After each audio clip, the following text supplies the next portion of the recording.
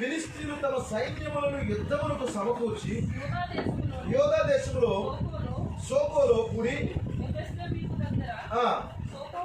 సోకోకును అజేకాకును మధ్య దిగి ఉండగా సౌలును ఇశ్రాయేలును కూడి వచ్చి యాలా లోయలో దిగి ఫిలిష్తీయులకు ఎదురుగా యుద్ధ పంక్తులు తీర్చిరి. ఫిలిష్తీయులు ఆ తట్టు పర్వతం మీదను ఇశ్రాయేలు ఈ తట్టు పర్వతం మీదను దేవుని స్తోత్రం కలుగును గాక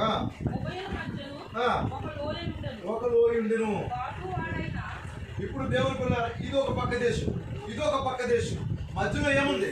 ఒక లోయ ఉంది. ఈ లోయలోనే ఉన్నాడు ఒక శత్రువు. అర్థమవుతుందండి? ఈ లోయలోనే ఉన్నాడు ఒక శత్రువు. గాతువాడైన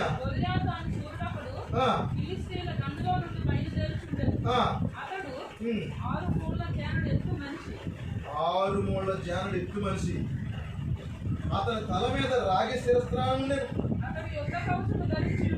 అతని యుద్ధ కవచములు ధరించి ఉండెను. ఆ కవచము 5,000 తులముల రాగి ఎత్తుగలది. మరియు అతని కాళ్ళకు రాగి కవచమును, అతని భుజముల మధ్యను రాగి బెళ్ళం ఒకటి ఉండెను. అతని ఈటి కర్ర నేతగాని ధోని అంత పెద్దది. మరియు అతని ఈటి కొన 600 తులములు ఎత్తుగలదు. ఒకడు డాలును మోయచ్చు, అతడు ముందర పోవచ్చు. శత్రువు గురించి ఎంత బాగా వివరించబడదు. మనం రోజు చదువుకున్న వాక్యం ఇది. ఇక్కడ దావీదు గురించి బాగా వివరించబడ్డదా, శత్రువు గురించి బాగా వివరించబడ్డదా? ఎందుకంటే అంత బలంగా దేవుడే తీసుకొచ్చాడు అతన్ని. నా చేతి దెబ్బ ఎలాగుంటుందో నీకు చూపిస్తానన్నాడు దేవుడు. హల్లెలూయా. చాలా బాగా హై క్వాలిటీస్ అనమాట అండి. ఇతను ఎలాంటి వాడు అంటే daring and dashing and dynamic speaker లాంటి వాడు అనమాట. చాలా డిగ్రీలు ఉన్నాయి ఇతనికి, పిహెచ్డీలు ఉన్నాయి. నిజమేనా? అతని గురించి బాగా వివరించబడ్డదండి పాపం. అతను ఎక్కడి నుంచి వస్తాడు? గాతు వాడైన గొల్యాతు ఒక సూర్యుడు అక్కడ ఉండేను. సూర్యుడు అంటే ఇతడు కూడా ఒక యుద్ధ యోధుడు. శత్రువు గురించి చాలా బాగా రాయబడిందండి ఇక్కడ. ఈ మాటలతో భయపడద్దు ఎవరో కూడా. శత్రువు గురించి కొన్ని మాటలు రాయబడ్డాయి. భయపడకండి, పాతాళం మీద టాప్ లేచింది, అయినా భయపడకండి. శత్రువు గురించి బాగా రాయబడ్డాయి, సైన్య శాఖ గురించి బాగా రాయబడ్డాయి. అప్పటికే యాత్రి అంటే ఏంటి? విశ్వవ్యాప్తమైనది. బాగా రాయబడ్డదు లేదా? ఇక్కడ ఎలాగైతే వివరించబడ్డాదో అలాగే వివరించబడి ఉందా లేదా? అక్కడ ఎక్కడ క్యాథలిక్ గురించి దేవుని స్తోత్రం కలుగును గాక. అయితే మరి ఎటువంటి వివరణ లేకుండా ఒక వ్యక్తి అక్కడి నుంచి లేచాడా లేదా? ఇతని గురించి బాగా వివరించబడింది కానీ దావీదు గురించి బాగా వివరించబడలేదు. క్యాథలిక్ గురించి బాగా వివరించబడింది కానీ విలియం బ్రెనన్ గురించి బాగా వివరించబడలేదు. ఈయనకి మంచి చరిత్ర ఉంది కానీ అతనికి మంచి చరిత్ర లేదు. అతను ఉండే ప్రాంతంలోనే 82% మద్యం మరి ఉత్పత్తి అవుతుంది. అక్కడ 82 రకాలు, 87 రకాలు. పేరు ప్రఖ్యాత లేని ప్రాంతం అది. ఎంతమంది గొప్ప స్వార్థికులు వచ్చిన మారు మనసు పొందని ప్రాంతం అది. ఎంతో మంది కన్నీరు గార్చి ఏడ్చినా సరే మార్పు చెందని ప్రాంతం అది. అలాంటి ప్రాంతంలోకి అది గొప్పగా ఉంది. మరి దాని పేరు ప్రపంచమంతా మరి పేరుగాంచింది అది. హల్లెలూయా. ఎలా రాయబడుతుంది అతని గురించి? సూర్యుడు అన్నాడు ఫస్ట్, ఆ తర్వాత 6 మూళ్ళ జానుడు ఎత్తు మనిషి, అతని తల మీద రాగి శిరస్త్రాణం ఉంది. అతను యుద్ధ కవచం ధరించాడు. ఆ కవచము 5,000 తులముల రాగి ఎత్తుగలది. అతని కాళ్ళకు రాగి కవచము, అతని భుజముల మధ్య రాగి బెళ్ళం ఒకటి ఉండెను. అతని ఈటె కర్ర నేత గాని ధోని అంత పెద్దది. మరియు అతని ఈటు కూడా 600 తులముల ఇనుమును ఎత్తుగలది. ఒకడు గాలి మోయచ్చు, అతను ముందరపోవచ్చు. శత్రువు యొక్క ఎంట్రన్స్ ఇది. దెయ్యం యొక్క ప్రారంభం ఎంత గొప్పగా ఉందో చూడండి. అర్థమవుతుంది దేవుడు ప్రణాళిక. హల్లెలూయా. ఓ మరి నిత్యముగా ఇలాంటి వాడే కయ్యను కూడా.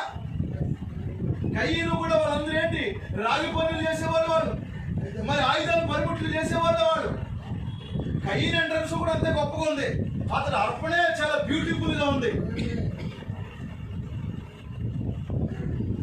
చాలా డినామినేషన్స్ వారి మందిరాలే చాలా సుందరంగా ఉంటాయి. దేవుడు కదా, వారి మందిరాలకి వెళ్ళండి, మన మందిరానికి రండి.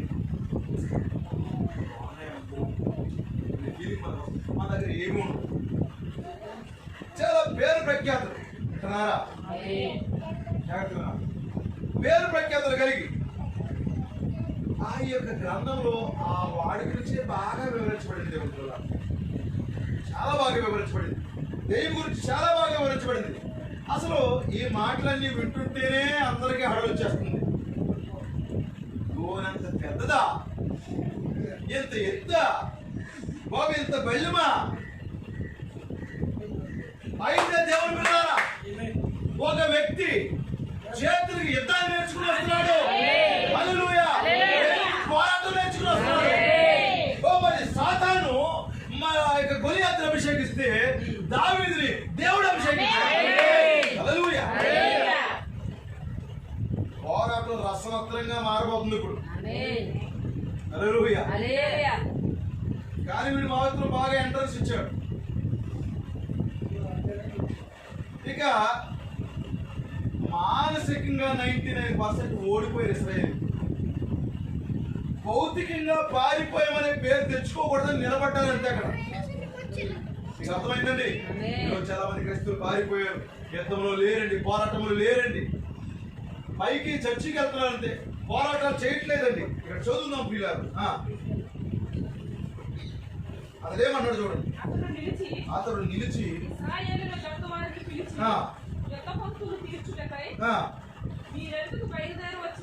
ఎలాంటి ప్రశ్నది? ఏంటే మీరు ఏ యుద్ధం చేస్తారని వచ్చారు మీరు? దెయ్యం ఇలా మాట్లాడుతున్నప్పుడు సంఘానికి రోషం రావాలి. హల్లెలూయా. పోరాటం భౌతికమైనది కాదు.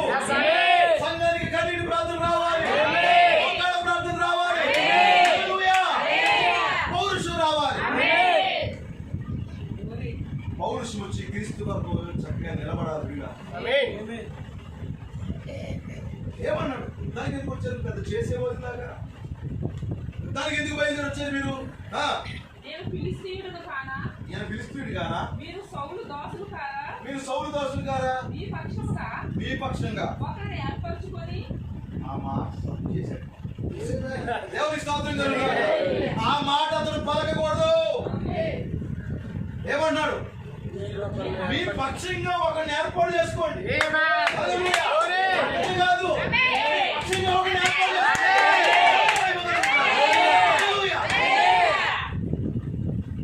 ఓహో, ఆ మాట కొరకే ఆయన వస్తున్నాడు. దేవునికి మహిమ కలుగుగాక. దావీదుకి పోరాటం నేర్పించేశాడు. మరి ట్రైనింగ్ ఇచ్చేశాడు, యుద్ధాన్ని నేర్పించేశాడు, అభిషేకించేశాడు. త్వరలో రాబోతున్నాడు. దావీదు వెనకాల ఇంకొక ఆయన రాబోతున్నాడు. ఏమన్నాడు? అసలు నీ పక్షంగా ఒకరిని ఏర్పాటు చేసుకోవచ్చు కదా. నా యొద్దకు అతడు నాతో పోట్లాడి నన్ను చంపగలిగిన యెడల మేము మీకు దాసులు మగుదుము. నేను అతను జయించి చెప్పిన యెడల మీరు మాకు దాసులై మాకు దాస్యం చేయుదురు. ఈ దినమున నేను ఇశ్రాయేలుల సైన్యమును తిరస్కరించుచున్నాను. చూసారండి? I rejected. నేను త్రోసేశాను మిమ్మల్ని. ఈ వాక్యం తోసేశాను, ఈ ప్రజలు తోసేశాను, ఈ ప్రత్యక్షత తోసేశాను. చాలా మంది అంటారు ఈ సంఘంతో వేశారు, ఈ పాస్టర్ వదిలిపెట్టేశారు. కొన్నిసార్లు అంటే నువ్వు ఎలా ప్రవర్తిస్తావో చూడడానికి దేవుడు కాపురంలో బలహీనత పెడతాడు. సంఘం చాలా ఈజీగా అభ్యర్థులు పడిపోతారు. ఇలా చెప్పారేంటి, ఇలాగన్నారేంటి? కొన్నిసార్లు నువ్వు నీ దగ్గర ఏముందో చెప్పడానికి కాపురం నేను టార్గెట్ చేసుకుని బోధించడానికి దేవుడు చెప్తాను. దేవుని స్తోత్రం కలుగునుగాక. అది కాపురం తప్పు కాదు, అది దేవుడు నువ్వేం చేస్తావని చూస్తున్నాడు. అప్పుడు సంఘం ఏమంటుంది? కొన్నిసార్లు నాకు వదిలేశాను, వాక్యం కొరకు కావాలి నేను చెప్పేది. చిన్న చిన్న విషయాలకి అభ్యంతరం పడి కొంతమంది సంఘాలు విడిచిపెట్టి వెళ్ళిపోతారు. ఈ గొలియాతు ఏమన్నాడు? నేను రిజెక్ట్ చేస్తాను, ఎప్పుడో ధృవీకరించేశాను. మిమ్మల్ని ధృవీకరించడానికి ఎవడరా నువ్వు? దేవుని స్తోత్రం కలుగునుగాక. ఎవరిని ధృవీకరిస్తున్నావు? ఎవరిని తిరస్కరిస్తున్నావు? ఎవరికి బెదిరిపిస్తున్నావు? మీ పక్షంగా ఒకరిని ఏర్పాటు చేసుకోండి. అసలు రిఫరెన్స్ తీస్తే చాలా రిఫరెన్స్లు వస్తాయి. అవన్నీ తీసే సమయం కాదు. దేవుడు మెల్లిగా వెళ్ళిపోతాం. ఆల్రెడీ విన్నాం కదని చెప్పేదంతా మరలా చెప్పినా మళ్ళా కొత్త విషయాలు వస్తాయి. నేను ఇశ్రాయేలు తిరస్కరించాను అన్నాడు. ఒకరిని నియమిస్తే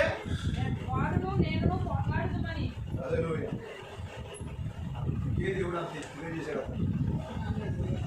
దావీదు చిన్నగా ఉన్నాడు కదా, దావీదు కంటే చిన్నగా ఉంటే దావీదు అతను చెప్పేస్తే గొప్పదనం ఏంటి?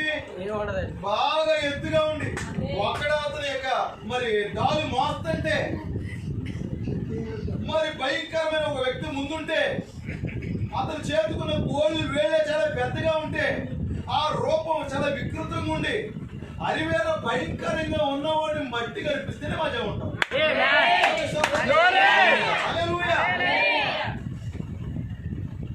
ఈ మాటలు ఒక ఆయన వినబడ్డాయి. దేవుని స్తోత్రం. ఈ మాటలు ఒక ఆయన అన్నాడు, నీ మీద దెయ్యము ప్రగల్భాలు పలుకుతున్నాడు అనుకున్నావా? దెయ్యం సవాల్ చేస్తున్నాడా? భయపడకు. మీకు చాలా మంది ఎక్కువ మంది ఉన్నారు, మీకు చాలా మంది ఉన్నారు. నువ్వెందుకు భయపడతావు? నువ్వెందుకు బాధపడతావు? పక్షంగా ఉన్నవాడు భయపడాల్సిన అవసరం లేదు. నీకు తోడుగా ఉన్నవాడు నలుడు కాదు, వచ్చేవాడు మానవుడు కాదు. ట్రైనింగ్ దేవుడే ఇచ్చాడు. గొలియాతు మీదకి వెళ్ళాలి ఆయన. ట్రైనింగ్ ఎలాగిచ్చాడో కూడా చెప్తాను మీకు. దేవుడు సౌలును ఇశ్రాయేలు అందరూ ఆ ఫిలిష్తీయుల మాట వినినప్పుడు,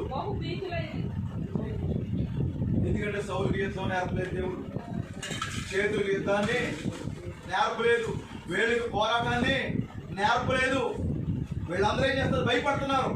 ఎవరైతే సంఘంలో సరైన ట్రైనింగ్ తీసుకోరో దేవుడు వల్ల సంఘం పెట్టున్నారా? మీరు సరైన తడిపి పొందరు. జస్ట్ ఎంటర్టైన్మెంట్ వచ్చి వెళ్ళిపోతున్నారా? మీరు వర్తమానం పేరు చెప్తే సరదాగా వస్తున్నారు ఇక్కడికి. మేము సంఘమే, మేము వర్తమాన సంఘమే, మేము వర్తమానంలో చెప్పుకోవడానికి వస్తున్నారా? ప్రయోజనం లేదు నీకైతే. నువ్వు ఇక్కడికి వచ్చి పోరాటం నేర్చుకో, యుద్ధం నేర్చుకో, ఎత్తబడి విశ్వాసాన్ని జస్ట్ కమింగ్ అండ్ గోయింగ్ అన్నట్టు ఉండకూడదు. ఇంటికి వెళ్ళిపోయిన తర్వాత మరలా నీ వేరుగా ఉండకూడదు. పోరాటం నేర్చుకున్నాడు. పోరాటం లేని వాళ్ళు ఏం చేస్తారు? పోరాటం దేవుడు ఇవ్వడం, ట్రైనింగ్ దేవుడు ఇవ్వకపోతే వాళ్ళు భయపడతారు. చిన్నదానికి భయపడతారు, పెద్దదానికి భయపడతారు, భీతి పొందుతారు, కంగారు పడిపోతారు. చిన్న శ్రమతో తట్టుకోలేరు. చిన్న ఒత్తిడి వచ్చిందా వెంటనే అందరి మీద నిద్రేశారు, అందరికీ దూరం అయిపోతారు. చిన్న ఆర్థిక ఇబ్బందులు వచ్చినాయా, ఇక అందరి మీద నిందలు చేయడం మొదలు పెట్టేస్తారు. చిన్నది ఏదైనా సమస్య వచ్చిందా అందరి మీద నిందలు చేయడం ప్రారంభిస్తారు. యుద్ధం చేస్తా, యోధులు వచ్చేవారు యుద్ధం చేయాలి వీళ్ళు, కానీ భీతి పొందుతున్నారు. దేవుడు రంగం మీదకి వచ్చేవారు నువ్వు ప్రార్థించాలి, యుద్ధం చేయాలి.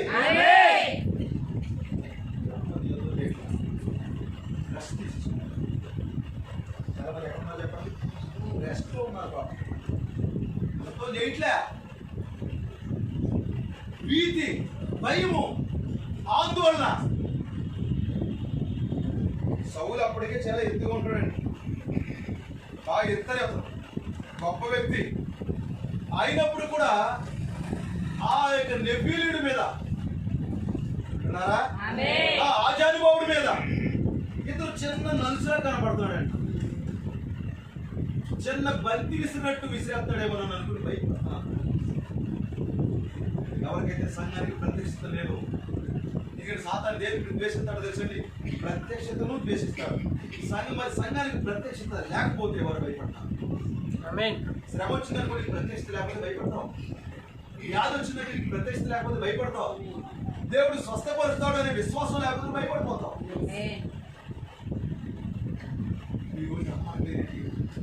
అయిపోయింది అన్నమాగలేదు భయపడలేకుండా బాప్తిసం పొందావు నువ్వు. అన్నమాగకపోతే భయపడతావు, జ్వరం వస్తే భయపడతావు, కాళ్ళు అయితే భయపడతావు, గ్యాస్ వస్తే భయపడతావు. నేర్చుకోవట్లేదా? ఇంటికి వచ్చి పోరాటం నేర్చుకోవట్లేదా? సంఘంలో పోరాటం నేర్చుకోండి, యుద్ధంలో పాల్గొండి. హల్లెలూయా. చిన్న చిన్న సాతానిక తాటాకు బెదిరింపులకి భయపడకండి. కత్తి పేక మీద ఉన్నా సరే పౌలు ఏమన్నాడు? మరణవాణి ఎక్కడ, విజయం ఎక్కడ? యోధుడేనా ఇతను?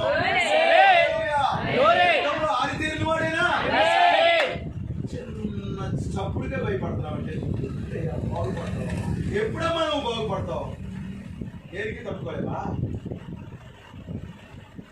భీతి, ఉడుకొచ్చేస్తున్నావు.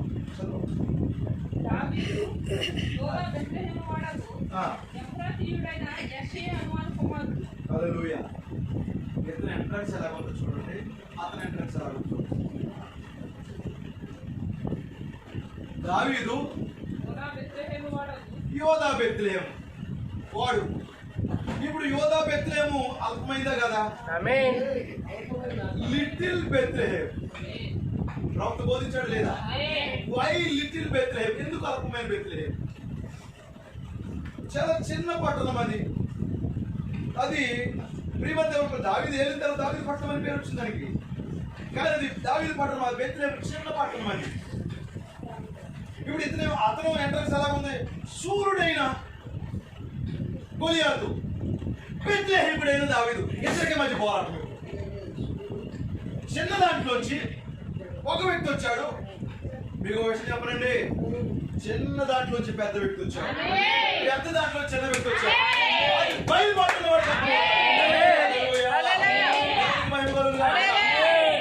చిన్న మరి పెద్ద దాంట్లో అతను పెద్దగా కనపడతాడు, చిన్న దాంట్లో చిన్నగా కనపడతాడు. కానీ ఇతడే పెద్ద. ఎవరి స్వాతంత్రం? అవిదే కండ్ల తీరినవాడు. అతని భౌతికమైనవి కాదు, విశ్వాసపు కండరాలు. దేవుని స్తోత్రం కలుగుగా. అతను యొక్క మరి పరిచయం ఎలా ఉంది చూడండి. యోధా బెత్లెహేము వాడైనా, ఎఫ్రాతీయుడైనా యెష్యా అనువాని కుమారుడు. యెష్యాకి ఎటువంటి పేరు ప్రఖ్యాతులు అప్పట్లో లేవు. యెషయి 80 కుమారులు. అతను సౌలు కాలమందు అయితే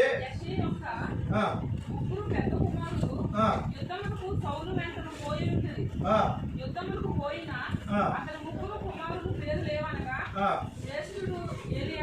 ఏలీయాబు, రెండవ వాడు అబీనాదాబు, మూడవ వాడు షమ్మా. ఈ ముగ్గురు యుద్ధం చేస్తారు కానీ యుద్ధంలో జయం రావట్లేదు. ఎంతమందికి అర్థమవుతుంది? ఎంతమంది చేశారండి యుద్ధం? ముగ్గురు చేశారు. మన కాలంలో కూడా ముగ్గురు చేశారు చెప్పాలి. మార్టిన్ లూథర్, జాన్ వెస్లీ, ఎందుకు వస్తువారు ముగ్గురు యుద్ధం చేశారా? దాని విజయం వచ్చిందా? రాలేదండి. కూడా రావాలి. మార్టిన్ లూథర్ వచ్చాడు, ఏలీయాబు. అర్థమైందండి? మార్టిన్ లూథర్ ఏలీయాబేనా? ఇశ్రాయేలు పక్షాన్ని యుద్ధం చేస్తాడా? కానీ దేర్ ఇస్ నో విక్టరీ. తర్వాత వ్యక్తి ఎవరు? అబీనాదాబు. అబీనాదాబు ఎవరు? జాన్ వెస్లీ కూడా యుద్ధం చేశాడు. అక్కడ కూడా యుద్ధం పోరాటం మరి జైలు రాలేదు. మూడో వాడు ఎవడు? షమ్మ.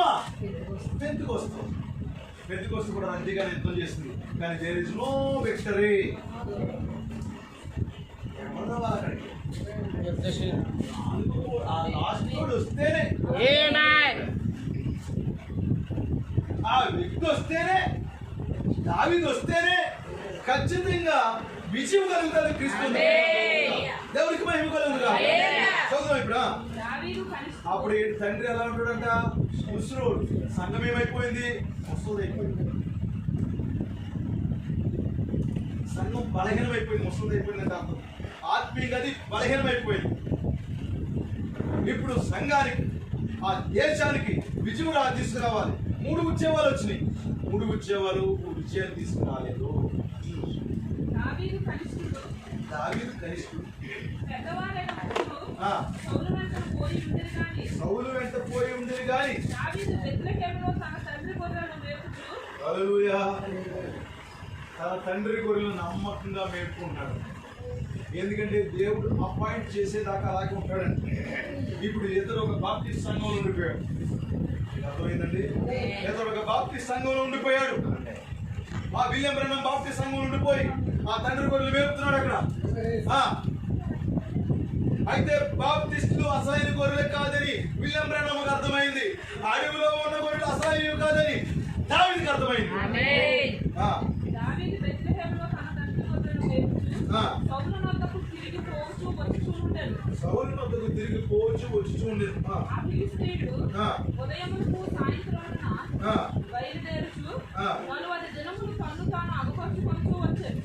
ఇతను ఎప్పుడెప్పుడు వస్తానంటండి? ఉదయం వస్తానంట. ఎవరో ఫిలిష్తీయుడు? గొలియాతు. మీకు అర్థమైందా? గొలియాతు ఎవరు? సాతాను. అప్పుడు అతను ఎప్పుడు వస్తున్నాడంట? ఉదయం వస్తున్నాడు, సాయంకాలం వస్తున్నాడు. చెప్పండి దానికి ఏంటి అర్థం? నేను చెప్పగలను, సంఘం చెప్పేస్తుంది. దేవుని స్తోత్రం కలుగుగాక. మార్నింగ్ టైం అపోస్తల దినాలు, ఈవినింగ్ టైం ప్రవక్త గారు. అప్పుడు ఉన్నాడు, ఇప్పుడే ఉన్నాడు. హల్లెలూయా. ఉదయం సాయంకాలం కూడా సవాలు చెప్తున్నాడు. వాక్యం ఎక్కడైనా రాయబడిన వాక్యం వెనకాల దాచబడిన వాక్యాన్ని పెట్టాడు దేవుడు. స్తోత్రం కలుగుగాక. ఈరోజు 3 అయినా మీరేం భయపడగలరు?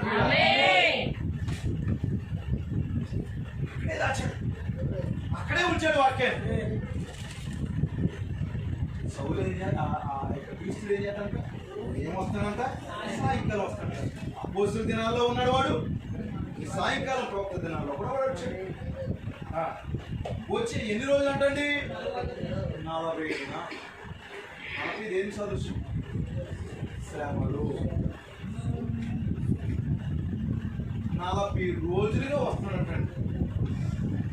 40 రోజులుగా ఎటువంటి విజయం ఇశ్రాయేలుకి లేదు. ఆదాం మొదలుకొని యేసుక్రీస్తు కాలం వరకు 4000 సంవత్సరాలు, 4000 సంవత్సరాల వరకు ఒక్క విజయం కూడా వారికి లేదండి. చెప్పనండి, ఐగుప్తులోకి వెళితే 400 సంవత్సరాల దాకా మోసే వెళ్ళేదాకా వారికి విజయం లేదా? అర్థమవుతుందా? బాగా క్యాచ్ చేయాలి పాయింట్. దేవుని స్తోత్రం కలుగుగాక. ఎన్ని దినాలు వాడు పిలుస్తున్నాడు? 40 దినాలు. ఒకటేంటంటే మోసే కాలం తీసుకోండి. 400 సంవత్సరాలు బానిసలుగా ఉన్నారు, విజయం రాలేదు. మోసే వచ్చాడు. అలాగే 4000 సంవత్సరాలుగా మరి ఇశ్రాయేలు ప్రజలు మరి బానిసలుగా, పాపానికి బానిసలుగా, వారు ఐగుప్తులో బానిసలుగా ఉంటే భౌతికంగా, మరి పాపానికి బానిసలుగా వీరుంటే, మరి ప్రభు అయిన యేసుక్రీస్తు ఆయనే గొప్ప యుద్ధం. ఆయన వారియరు, ఆయన యోధుడు. దేవుని స్తోత్రం. ఆయన వచ్చేంత వరకు కూడా అక్కడ ఎటువంటి ఉద్యోగం లేదు. ఇంకో సీక్రెట్ చెప్పండి. దేవుని స్తోత్రం కలుగుగా. నేను రాసుకోవడం పక్కన పెట్టేస్తాను. దేవుని స్తోత్రం కలుగుగా. ఇందులో నాకు ఏమి రావట్లే. దేవుని స్తోత్రం కలుగుగా. రాత్రి 4 అయిపోయినా సరే ఏ ఆలోచన రావట్లే. ఎంత ప్రయత్నం చేసినా ఏం రావట్లేదు. పొద్దున మరి అలాగా మళ్ళీ చర్చిలోకి వచ్చి కొంత రాస్తుంటే ఏం అవ్వట్లేదు. మనకి దేవుని స్తోత్రం కలుగుగాక. ఎవరైనా ఆలోచన తీసుకుందారని ప్రయత్నం చేస్తున్నా అవట్లే. తనదాని సమయంలో దేవుడే రంగం మీద వస్తాడు. ఖచ్చితంగా దేవుడు వచ్చాడు. ఈ రోజులుగా ఉదయం సాయంకాలం 4,000 సంవత్సరాలుగా వాడు వస్తానే ఉన్నాడు. 400 సంవత్సరాలుగా ఆ పాత మరి ఆ పురాతన దెయ్యము ఐగుప్తులో వారిని ఇబ్బంది పెడతానే ఉన్నాడు. కానీ అసలైన యోధులు వచ్చేదాకా వారికి విజయం లేదు. చదవండి. యెషయా తన కుమారుడైన దావీదును పిలిచి, ఈ సహోదరుడు మనకు వేయించిన ఈ గోధుమలో ఒక కుండలను, ఈ 10 రొట్టెలను తీసుకొని దండులోనున్న నీ సహోదరుల దగ్గరికి త్వరగా పంపు. దేవుని స్తోత్రం కలుగుగాక. ఏమేమి పట్టుకెళ్ళమన్నాడమ్మా? గోధుమలలో ఒక కుండలను, భూమిడు గోధుమలు ఈ 10 రొట్టెలను తీసుకొని 10 పట్టుకెళ్ళమన్నాడా దావీదుని? 17. ఇప్పుడు దేవుని పిల్లలారా 17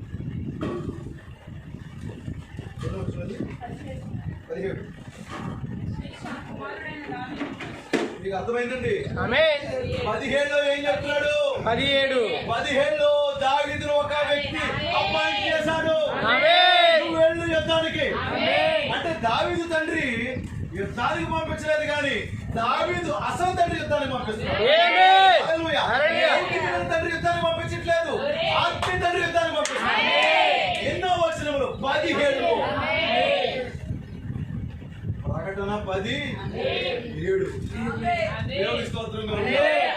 17లో ఒక వ్యక్తి ద్వారా అపాయింట్ చేయబడిన వ్యక్తి. ఈ వ్యక్తి. హల్లెలూయా. 17లో దావీదు మరి అన్నదమ్ముల దగ్గరికి తన సొంత ప్రజల్ని విడిపించడానికి 17లో వెళ్ళాడు. హల్లెలూయా. 17లో ఉన్న వ్యక్తి ఆ దావీదు ఎవరంటే ఈ వ్యక్తి. మహిమ కలుగుగాక.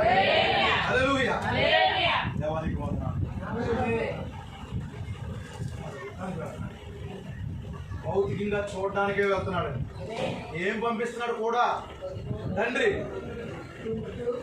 ఏ రొట్టెలు అది చదవమ్మా. యెషయా తన కుమారుడైన దావీదును పిలిచి, ఈ సహోదరుడు కొరకు వేయించిన ఈ గోధుమలో ఒక కుండలను. గోధుమలు ఎప్పుడు దేని సాదృశ్యం? వాక్యమే. అవి వేయించిన గోధుమలు. ఓ మన సహోదరుడు విలియం బ్రహ్మంకి దేవుడు ఇచ్చాడా లేదా? ఆమేన్. హల్లెలూయా. ఆ తర్వాత ఏమన్నాడు? 10 రొట్టెలు పట్టుకెళ్ళినాయి. ప్రకటన 10 కావాలి వధువు. దేవుని స్తోత్రం కలుగుగాక. హల్లెలూయా. ప్రకటన 10 మన గ్రంథమైనది. ఆమేన్. 17 ఎన్ని రోజుల తర్వాత? 40. ఆఫ్టర్ 40 ఆమేన్. దినాలు నిండినవి. గ్లోరీ. హల్లెలూయా. హల్లెలూయా. అతని ఎంట్రన్స్ ఏమో బాగుగా ఉంది. దావీదు ఎంట్రన్స్ ఎలా ఉందంటే బెత్లెహేమీయుడు, ముసలివాడు తండ్రి.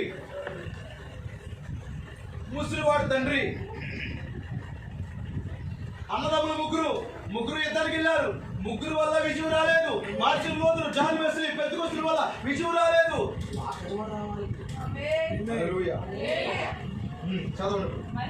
మరియు ఈ 10 జున్నుగడ్డలు తీసుకొని పోయి ఎవరికి స్తోత్రం కలుగుగాక. 10 రొట్టెలు 10 జున్నుగడ్డలు వారి సహస్రాధిపతి. ఈ సహోదరుడు క్షేమంగా ఉన్నారో లేదో సంగతి తెలుసుకొని వారి వద్ద నుండి ఆనవాళ్ళకు తీసుకొని రమ్మని చెప్పి పంపివేశాడు. నాకు ఆనవాళ్ళు కావాలంట. వర్తమానం అంతా ఎక్కడ ఉందండి? ఎవరు అపాయింట్ చేస్తున్నాడు? తండ్రి.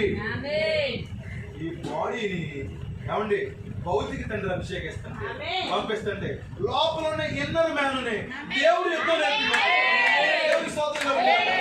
ఆల్రెడీ అడవిలో చేతులకు యుద్ధం నేర్పేశాడు. ఇతని శరీరాన్ని యెషయా అభిషేకిస్తే అతడి ఆత్మను దేవుడు అభిషేకిస్తాడు. వెళ్ళు దావీదు అపాయింట్ చేయబడ్డాడు. వాళ్ళకి కదండి. 15 ఫస్ట్ భయపడతారా? ఇతను భయపడ్డాడా లేదా? ఆ సుడిగాలేంటి, ఈ వాయిస్ ఏంటి నాకు అర్థం కావట్లేదు. అయ్యో భయపడుతున్నాడు. తల్లి చోటు బిడ్డ కానీ అనాయింటెడ్ పర్సన్, అభిషేకించబడిన వ్యక్తి.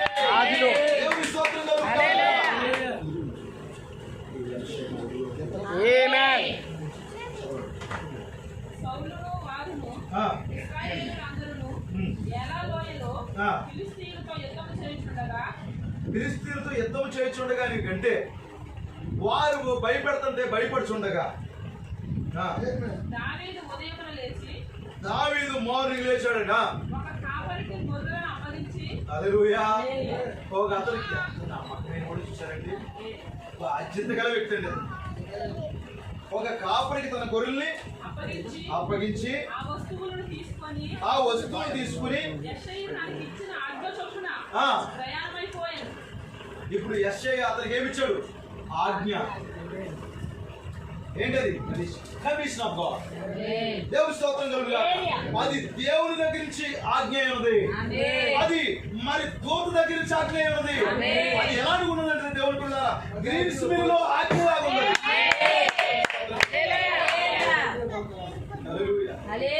గ్రీన్స్ మిల్ లో ఏమొచ్చింది? కమిషన్ వచ్చింది. కమిషన్ పొందుకున్నాడు. వెళ్ళమన్నాడు, సహస్రాధిపతి దగ్గరికి వెళ్ళమన్నాడు, అతనికి అప్పగించమన్నాడు అవన్నీ. అయితే అతడు కందకమునకు వచ్చినప్పటికీ వారును వీరును పంక్తులుగా తీరి జయము జయమని అరుచుచు యుద్ధమునకు సాగుచుండిరి. జయము జయమని అరుచుచు యుద్ధానికి సాగుతున్నారంటే ఏంటమ్మా ఇది ఇలా జరుగుతుంది? అది వరకు ఎప్పుడు అతనికి అనుభవం లేదు, దావీదుకి యుద్ధం చేసినటువంటి అనుభవం లేదు, నేర్పరి కాదు. కానీ జయము జయమని ఇరుగు పక్షాలు అరుస్తున్నారండి.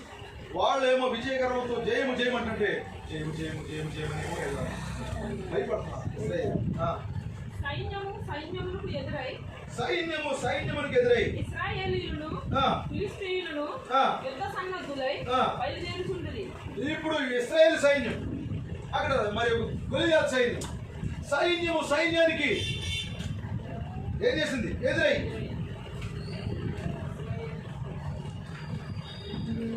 దేవుని స్తోత్రం కలుగుగాక. ఈ సైన్యం యుద్ధానికి రెడీ ఉంది. వాడు కూడా యుద్ధానికి సైన్యం తీసుకొస్తాడు. హల్లెలూయా. మనతో ఒక ఆయన ఉన్నాడు. యుద్ధం యెహోవాదే. మనం యుద్ధం చేయొద్దు, పోరాటం చేయొద్దు. మన చేతులకు యుద్ధాన్ని నేర్పడే, మన వేళకి పోరాటం నేర్పడే. యుద్ధం మనది కాదండి. సైన్యం సైన్యానికి ఎదురవుతుంది. జీవము గల దేవుని సైన్యానికి పాతాళం దెయ్యం సైన్యం కూడా ఎదురవుతుంది. అవునండి, ఏమవుతుంది? హల్లెలూయా. దాని కొరకు ఇప్పుడు దాకా హల్లెలూయా. ఓరక నిలుచుండి చూడండి, పెంచేయండి. ఏం జరుగుతుంది? సైన్యం వచ్చింది, సైన్యం వచ్చింది. ఒక సైన్యం దేవుంది, ఒక సైన్యం సాధారణది. సరైన నాయకుడు లేడు దేవుడు సైన్యానికి. దావీదు వచ్చేదాకా సరైన నాయకుడు లేడు. ఈ కాలంలో ప్రభుత్వం వచ్చేదాకా సార్వత్రిక సంఘానికి సరైన నాయకత్వం లేదండి. అక్కడక్కడ కొన్ని ఉద్యోగాలు వచ్చినాయి, అక్కడక్కడ కొంతమంది స్వార్థికులు లేచారు, అక్కడక్కడ కొంత మరి పరిశుద్ధాత్మ ఉద్యమం వచ్చింది. కానీ సంఘం భయపడుతూనే ఉంది. అయితే మరి కమిషన్ పొందుకున్న ఒక వ్యక్తి వస్తున్నాడు, ఆజ్ఞాపించబడిన ఒక వ్యక్తి వస్తున్నాడు అక్కడికి. అతను ఎవరి దగ్గర నుంచి ఆజ్ఞాపం పొందుకున్నాడు? తండ్రి దగ్గర నుంచి ఆజ్ఞ పొందుకున్నాడు.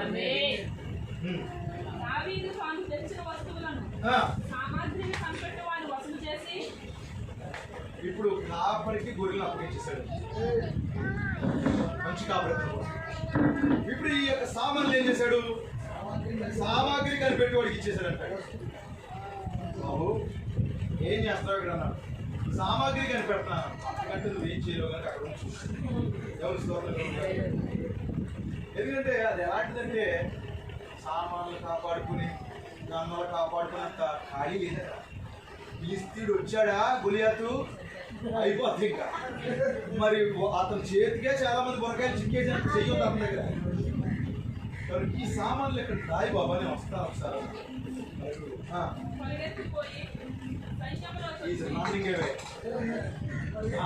ఆగట్లేదండి.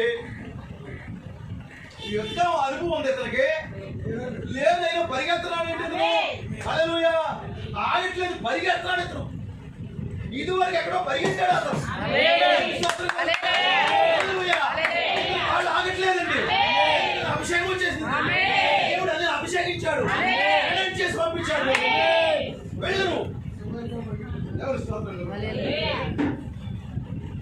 ఇతన్ని అభిషేకించింది యెషయి కాదు, దేవుడే అభిషేకించాడు. అందుకే పరిగెత్తుతున్నాడు. సంఘం ఎక్కడేసిన బొమ్మలు అక్కడ ఉంటున్నారా?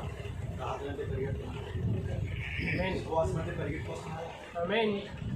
ఓ నిత్యముగా సంఘ కార్యక్రమం అంటే మీకు బరువు ఉందా? ఆత్మీయంగా మీకు నిత్యముగా దేవుని అలా పరిగెత్తాలి. దేవుని కొరకు ఆశ ఉందా మీకు? పరుగుల కొరకు కాదు ఇక్కడ నేను మాట్లాడేది. ఆత్మీయంగా ఉపవాసం అంటే పరిగెత్తుకు రావాలి.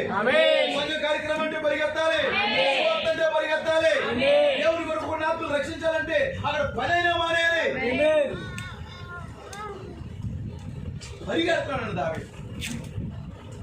ఆల్రెడీ దావీదు గురించి 2 సార్లు బోధించారు సంఘానికి. మళ్ళా దేవుడు మాట్లాడలేదు.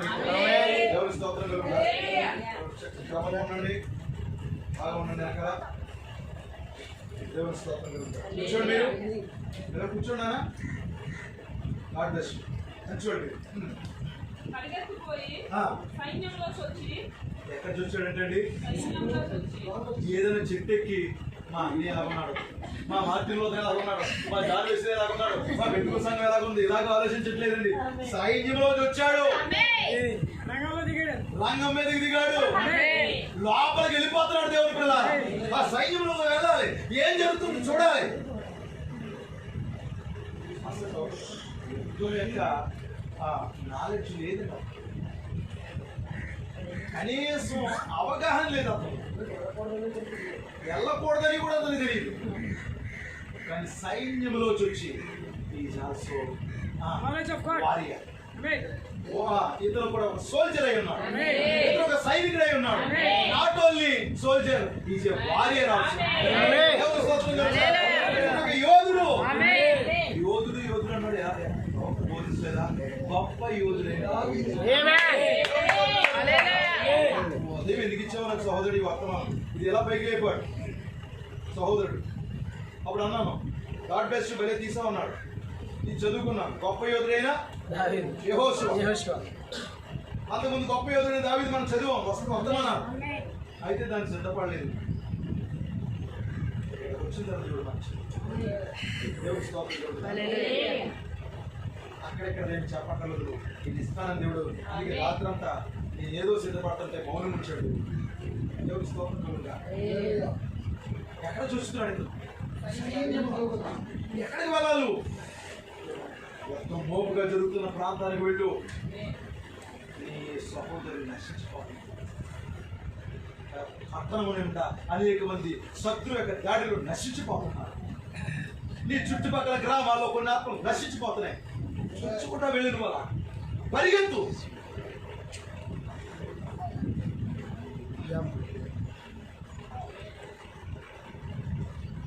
ఆయుధం పట్టుకెళ్ళి. ఈ కాలంలో మనకి కటకం దిగొచ్చిందా లేదా? ఆయుధం పట్టుకెళ్ళు. ఆయుధం పట్టుకుని శత్రువుతో నీ సహోదరుని విడిపించి తెచ్చిపోయాడు. నేను సంఘం కొరకు మాట్లాడతలేదు, నిత్య జీవాన్ని పరిచయం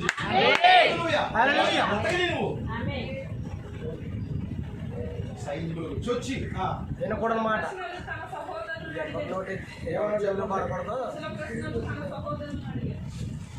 డాక్టర్ విలియం బ్రన్నమ్ ప్రసంగించే ముందు ఏం చెప్పి చెప్పండి.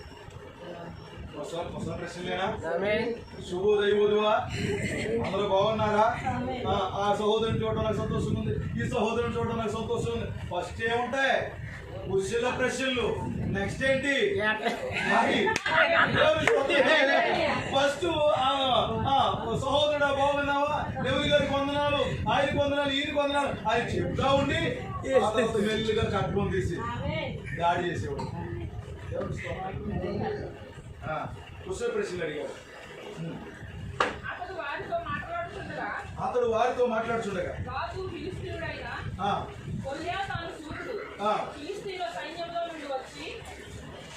పలకకూడదు మాట పలికాడండి. పలకకూడదు బాధ వినబడు వినబడిలా పలికాడు. గొప్ప చేశాడు వాళ్ళు. ఫస్ట్ ఏమన్నాడు? ఒకరిని ఏర్పాటు చేసుకోండి. మీరు మీరేటో నేను తెలుసుకుంటున్నాను. ఆల్రెడీ ఒక ఆయన ఏర్పాటు అయిపోయాడు. దేవుడు అంటే ఏర్పాటు చేశాడు. ఆయనే యుద్ధం చేసేవాడు. ప్రవక్త కాదు, దావీదు కాదు, నువ్వు నేను కాదు. అక్కడ తప్పు చేశాడు. రెండోది ఏం చేస్తున్నాడు? అలాగని ఊరుకోకుండా కలుగుతున్నాడు ప్రేమ దేవుడు. పలకకూడదు మాట.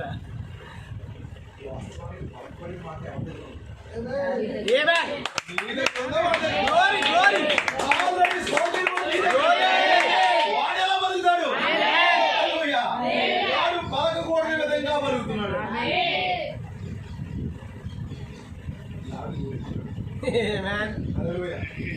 చేతులకు ఏమి నేర్చుకున్నాడు? వీళ్ళకి ఏమి నేర్చుకున్నాడు? పోరాటం. ఊరుకుంటాడా? యోధుడే. ఏం చెప్తున్నాడు అబ్బా? చదవండి. ఇశ్రాయేలు అందరూ ఆ మనుషులు చూసి మిక్కిలి భయపడి చేయమన్నారు కదా ఇందాక. హల్లెలూయా. ఎక్కడో చూడండి, జర్మనీలో ఉద్యమం వచ్చినప్పుడు చేయమన్నారు. ఇంగ్లాండ్ లో ఉద్యమం వచ్చినప్పుడు చేయమన్నారు. అసూజాలో ఉద్యమం వచ్చినప్పుడు చేయమన్నారు. ఇంకొకటి ఉద్యమం ఏంటది? ఆ పేరు మర్చిపోయినాను. పోస్ట్ మ్యాన్ చెప్తారు కదండి. వేల్స్ అనే ప్రాంతంలో ఉద్యమం వచ్చినప్పుడు ప్రజలు ఏమన్నారు? చేయమన్నారు. కానీ ఆ పాత పురాతన శత్రువు, ఆ క్యాథలిక్, ఆ యొక్క పోపు ప్రబలమై సంఘాన్ని పాడు చేస్తున్నప్పుడు, సంఘము శాఖగా మారిపోయినప్పుడు, అది మరి ప్రియమందేవుని ప్రధాన శత్రువు ఆ యొక్క సంఘమును కబలించేస్తున్నప్పుడు సంఘం ఏమైంది? మిక్కిలి భయపడి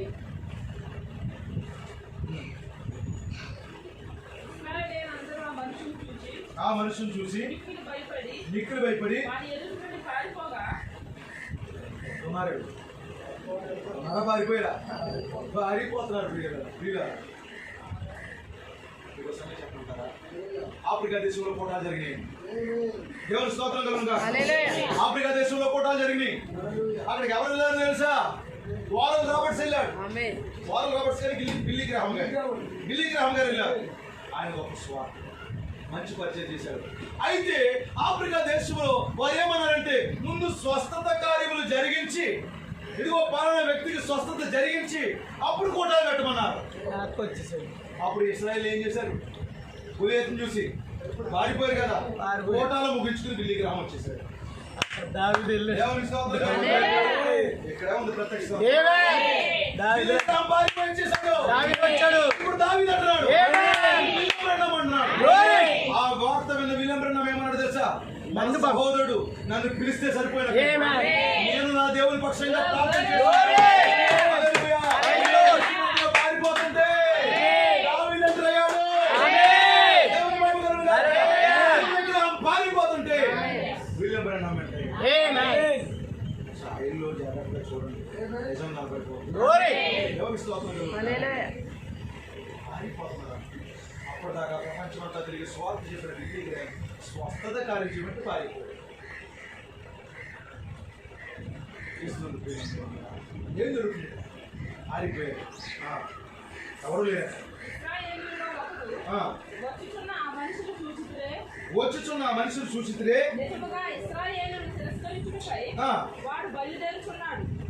ఇశ్రాయేలులో ఒక మనుషుడు అన్నాడంటండి, బాబోయ్ వాడు చూసాడు ఎలా తిరస్కరించాడు, బయలుదేరాడు.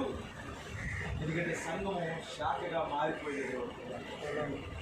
ప్రత్యక్షతను తిరస్కరించి వారికి తప్పుడు సిద్ధాంతాలు సృష్టి మరి అందులో పెట్టి చొప్పింపజేసి వాక్యాన్ని మరి దేవుణ్ణి తిరస్కరించడానికి ఆ శాఖ బయలుదేరింది.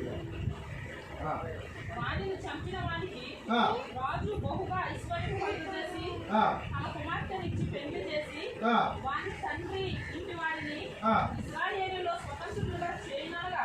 దేవుని స్తోత్రం కాక. ఇప్పుడు ఏం జరుగుతుంది ఇక్కడ? ఒక మ్యారేజ్ గురించి జరుగుతుంది. హల్లెలూయా. ఏమిటా వార్త? శత్రువు చంపిన వారికి మ్యారేజ్. శత్రువుని ఎవరైతే హతము చేస్తారో వారికి మ్యారేజ్ జరగబోతుంది.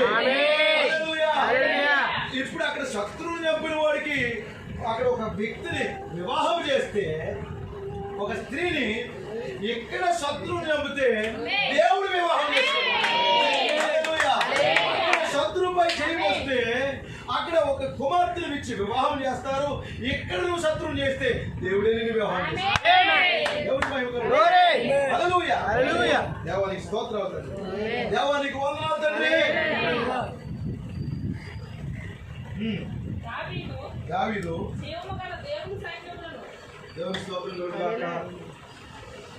జీవముగల దేవుని సైన్యములను తిరస్కరించుటకు ఈ సున్నతి లేని ఫిలిష్తీయుడు ఎంతటి వాడు? హల్లెలూయా. సున్నతి ఎక్కడది? ఆమేన్. సున్నతి ఏంటి? పరిశుద్ధాత్మ. ఆమేన్. హల్లెలూయా. సున్నతి ఏంటి? పరిశుద్ధాత్మ. ఈ రోజు వధువుకి ఏముంది? ఆమేన్. పరిశుద్ధాత్మ. ఆమేన్. ఈ రోజు వధువుకి ఏముంది? ప్రత్యక్షత. హల్లెలూయా. ఇది నీకుంటాడుగా వాడేవాడు ప్రశ్నించిన సున్నతి లేనోడు, పరిశుద్ధాత్మ లేనోడు, జన్మస్థలం. ప్రత్యక్షత లేనోడు, ఆమేన్. వాక్యం లేనోడు. హల్లెలూయా. జీవము గల దేవుడు ఈయన. గ్లోరీ. నిత్య జీవాన్ని ఇచ్చే వ్యక్తిని తిరస్కరించడానికి వీడెవడు? పరిశుద్ధాత్మ లేనోడు. ఎవడు అసలు? ఆమేన్. యోధుడికి ఉండవలసిన లక్షణాలండి ఇవి. ఆమేన్. హల్లెలూయా. హల్లెలూయా. పారిపోకండి, తిరిగి వాళ్ళ భయపడకండి. నీ ముందర నడుచుకోవాలి. బోడిగా ఉన్నాడు. చాలా సైన్యాలు చుట్టేసింది. ఆ సైన్యంలో వచ్చి ఒక పెద్ద దెయ్యం లేచింది. ఇక అయిపోయాం, మేము చనిపోతున్నాం అనుకున్నాం. అయితే అక్కడ ఒక వివాహ ప్రకటన జరిగింది. ఇక అంతా అయిపోతుంది అనుకునేటప్పటికి ఒక వివాహ ప్రకటన జరిగింది. ఇప్పుడు ఈ లోకం అంతా అయిపోతుంది, సంఘం పరిస్థితి అయిపోయింది, ఏమీ లేదనుగా మనకు ఒక వివాహ ప్రకటన జరిగింది. హల్లెలూయా. గొర్రె పిల్ల పెండ్లి విందుకు పిలవబడిన వారు ధన్యులు. ప్రకటన జరిగిందట. ఎంత పెద్ద గొప్ప యుద్ధంలో మ్యారేజ్ ప్రకటన ఏంటండి? హల్లెలూయా. ఎంత పెద్ద యుద్ధం జరుగుతుంటే మ్యారేజ్ ప్రకటన ఏంటి? దేవుని స్తోత్రం. హల్లెలూయా. ప్రపంచమంతా ఎంత ఒత్తుల్లో, ఎంత యుద్ధాలు, ఎంత భయంకరమైన పరిస్థితులు ఉంటుండగా, వైరస్ ఉంటుండగా మధ్యలో ఒక వివాహ ప్రకటన జరిగిందా లేదా? దేవుని స్తోత్రం కలుగును. ఒక ఆయన దిగి వచ్చాడా లేదా? ఎవరైతే ఈ యుద్ధంలో హల్లెలూయా జయిస్తారో ఆయన ఆల్రెడీ ఏం చేసి వచ్చాడు? ఆమేన్. మ్యారేజ్ సర్టిఫికెట్ వచ్చేసాడు. ఇగో వచ్చాడు ఆయన. ఎంత వారహోరీగా జరుగుతుంది. జరుగుతుంటే మధ్యలో వివాహ ప్రకటన జరిగింది. ప్రవక్త విలియమరణము పరిచయం మొదలుకొని ఆయన ఈ యొక్క లోకం నుంచి తీసివేయబడే ఆ సమయం మధ్యలో ఏం జరిగింది? వివాహ ప్రకటన. నిజమా కాదా? ఆయన 1963 దిగొచ్చాడు లేదా? దిగొచ్చిన తర్వాత ఈ వర్తమానం పట్టుకుని ప్రవక్త విలియం బ్రెన్హం సంఘంతో మాట్లాడిన మాటలేంటి? మొత్తం వారికి బోధించడానికి వెళ్తున్నప్పుడు ఈ రోజు నుంచి మిమ్మల్ని నేను సంఘమనను, ఆమేన్. మరి ఏమంటానన్నాడు? పెండ్లి కుమార్తె పిలుస్తాడు. హల్లెలూయా. ఎందుకంటే మ్యారేజ్ ప్రకటన మధ్యలో, యుద్ధం మధ్యలో మ్యారేజ్ ప్రకటన. జయించిపోయి ఆ గొర్రె పిల్లలకు భారీగా ఉండబోతుంది. ఆ క్రీస్తులు భారీగా ఉండబోతున్నాడు. అక్కడ అంటున్నా ఏమంటాడు ఆ ప్రకటన సారాంశం ఏంటంటే ఈ యుద్ధంలో జయం పొందిన వారికి, తన ప్రజలు జయించిన వారికి రాజకుమార్తె ఇస్తాం. ఇక్కడ అది కాదు, ఇక్కడ రాజే వివాహం చేసుకోవాలి. ఇక్కడ రాజకుమార్తెని రాజే వివాహం చేసుకోవాలి. వాణ్ణి చంపి చెప్పి ఇశ్రాయేలీయుల నుండి ఈ నింద తొలగించిన వానికి బహుమతి ఏమని తన యొద్ద నిలిచిన వాడు ఆ ప్రకటన జరిగిన తర్వాత బహుమతి ఏంటని అడుగుతున్నాడు దావీదు. వాడిని చంపి ఇశ్రాయేల్లో నుండి ఈ నింద తొలగించిన వానికి బహుమతి ఏంటయ్యా? హల్లెలూయా. ఏంటో బహుమానము? అక్కడ ఏదో బహుమానం. ఎవరు? రాజకుమార్. కానీ ఇక్కడేంటి? రాజే నీకు బహుమానం, దేవుడే నీ బహుమానం, సృష్టికర్తే నీ బహుమానం. నీకు ఎవరు కావాలి? స్వస్థ కావాలా? స్వస్థపరిచేవాడు కావాలా? రక్షకుడు కావాలా? రక్షణ కావాలా? రక్షకుడు కావాలి. ఆయనే నీ బహుమానం, ఆయనే నీ కేడము, ఆయనే నీ ఔన్నత్యము కలిగించే ఖడ్గము. దేవుడి స్తోత్రం. బహుమానం అడిగాడు. తండ్రులు వాని చంపిన వానికి ఇంటికి చేయబడునని అతను ఉత్తరం ఇచ్చింది. దేవుని స్తోత్రం కలుగుగాక. అక్కడ ఏదైతే అనౌన్స్ చేయబడిందో అది చెప్పేశారు. అతడు వారితో మాట్లాడినది అతని పెద్దన్నయ్యకు ఏలియాబునకు వినబడగా ఏలియాబునకు దావీదు మీద కోపం వచ్చి అతనితో నీవు ఇక్కడికి ఎందుకు వచ్చింది? అరణ్యంలో చిన్న గొర్రె మందను ఎవరి వశం చేసింది? నీ గర్వమును నీ హృదయపు చెడుతనము నేను ఎరుగును. యుద్ధమును చూచుటికే కదా నీవు వచ్చిపోయాను. దావీదు మనసులో ఏమనుకుంటాడో, నువ్వు పెద్ద చేసేస్తున్నట్టు, నువ్వేదో యుద్ధం చేస్తున్నట్టు దాన్ని చూడటానికి వచ్చాడుతున్నావా అని అడుగుతున్నాను. అయితే చూడండి, ఏలియాబు ఎవరు? ఇంకా ప్రవక్త కాలం మనకి ఇష్టం. ఏలియాబు ఎవరో అది డాక్టర్ డేవిస్ అయి ఉన్నాడు. డాక్టర్ డేవిస్ దగ్గరికి వచ్చి ప్రవక్త ఏం చెప్పాడు? నేను రాజులకి ప్రార్థన చేస్తాను. నేను మరి దేవుడు నాతో ఎలా మాట్లాడుతానంటే, ఏం మాట్లాడుతున్నాను? నీ ప్రత్యక్షత తప్పయ్యా. దేవుడు నీతో మాట్లాడుతూ నువ్వు చదివేలేదు, నీకు రాజులకు ప్రార్థన చేస్తావా? ఇన్ని అద్భుతాలు చేస్తావా? పిచ్చిపోతుంది మరి. డేవిస్ కాపరి అంటే బాప్తిస్మం కాపరి అన్నాడు. లేదు లేదు, అలాగైతే ఏమీ కాదు, వెళ్ళిపోయాక అన్నాడు. అందుకు దావీదు నేనేమి చేసింది? ఏం చేసింది? మాట మాత్రం పలికిందని చెప్పి అతని వద్ద నుండి తొలగి తిరిగి మరి ఒకని ఆ ప్రకారమే అడుగగా అతని అద్దను తొలగిపోయాడు. ఆ బాప్టిస్ట్ని విడిచిపెట్టేశాడు, ఆ శాఖలు విడిచిపెట్టేశాడు. మరి ఒక దగ్గరికి వెళ్ళాడు. ఎక్కడికి వెళ్ళాడు? సంపూర్ణ సువార్త వ్యాపారస్తుల సంఘం దగ్గరికి వెళ్ళాడు. దేవుని స్తోత్రం కలుగుగాక. ఏంటి బహుమానం అడుగుతున్నాడు? వాళ్ళు కూడా ఆ ప్రకారమే చెప్పారు. దావీదు చెప్పిన మాటలు నలుగురికి 4 దిక్కులకి వెళ్ళిపోయాయండి. విలియం బ్రెన్హం ప్రసంగాలు 4 దిక్కులకి వెళ్ళిపోయినాయి. పడమరికి, ఉత్తరానికి, దక్షిణానికి 4 దిక్కులకి వెళ్ళిపోయాయి. ఎవరో ఒక వ్యక్తి లేచాడు. హల్లెలూయా. ఎవరో యుద్ధం చేస్తారంట. 4 దిక్కులకి వెళ్ళి నలుగురికి వినపడ్డాయి.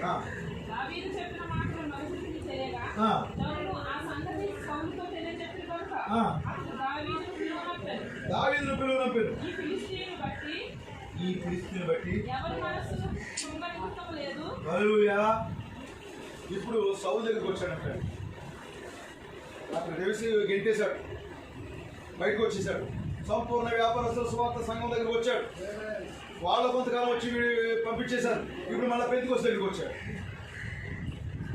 పెంతెకొస్తులు కూడా ఏం చేశారు? ఫస్ట్ చేర్చుకున్నారు. ఆ తర్వాత యుద్ధంలో ఒక్కడనే సౌలు వదిలిపెట్టేశారు కదా, విలియం బ్రెన్హం వదిలిపెట్టేశారు. సంఘానికి అర్థమవుతుంది అనుకుంటున్నాను. నేను ఆ పాత్ర ముందులో జరిగింది మన కాలానికి అనుభవిస్తున్నాం. దేవుడు అందరూ అర్థం చేసుకున్నారా? ఎవరికి మహిమ కలుగునుగా. నీ దాసుడు నేను వానితో పోట్లాడుతున్నాను దావీదు సౌలుతో అనగా సౌలు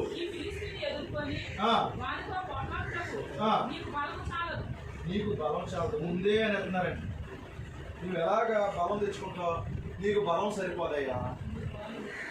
నువ్వు బాలుడు, చైల్డ్, నువ్వు చిన్నపిల్లోడు. విలియం బ్రెన్హం చిన్నపిల్లోడు కదా, బేబీ అన్నాడు ప్రవక్త. నువ్వు బాలుడివి, నీకు ఎలాంటి ట్రైనింగ్ లేదు, నువ్వు ఎక్కడి నుంచి వచ్చావు? అతను క్వాలిఫికేషన్ చెప్తున్నాడండి. ఆ శాఖలన్నీ బాల్యం నుండి ట్రైన్లు అయినోరయ్యా. వాళ్ళకి బీటీహెచ్లు ఉన్నాయి, పీడీలు ఉన్నాయి, ఎల్ఎల్డీలు ఉన్నాయి, డిటిహెచ్. దేవుని స్తోత్రం కలుగుగాక. ఇన్ని రకాల క్వాలిటీస్ ఉంటుండగా మరి నువ్వు ఎక్కడికి వెళ్ళావు? 7వ క్లాస్ ప్లేస్ ఫెయిల్ అయిపోయాను. మరి అక్కడ అడవిలోకి వెళ్తున్నావు. అడవిలో నుండి కూడా ఎవరో దావీదు. మరి మన విలియం బ్రెన్హం గారు అడవిలో నుండి ప్రేమించేవాడు. ప్రవక్తలందరూ అరణ్యం నుంచి వచ్చారు, ప్రేమించారు.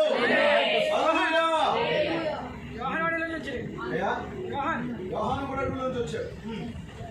అందుకు దావీదు సౌలుతో ఇట్లా ఇప్పుడు మెల్లిగా చేశాడు. సమయం అయిపోతుంది. మళ్ళీ చెప్తాను.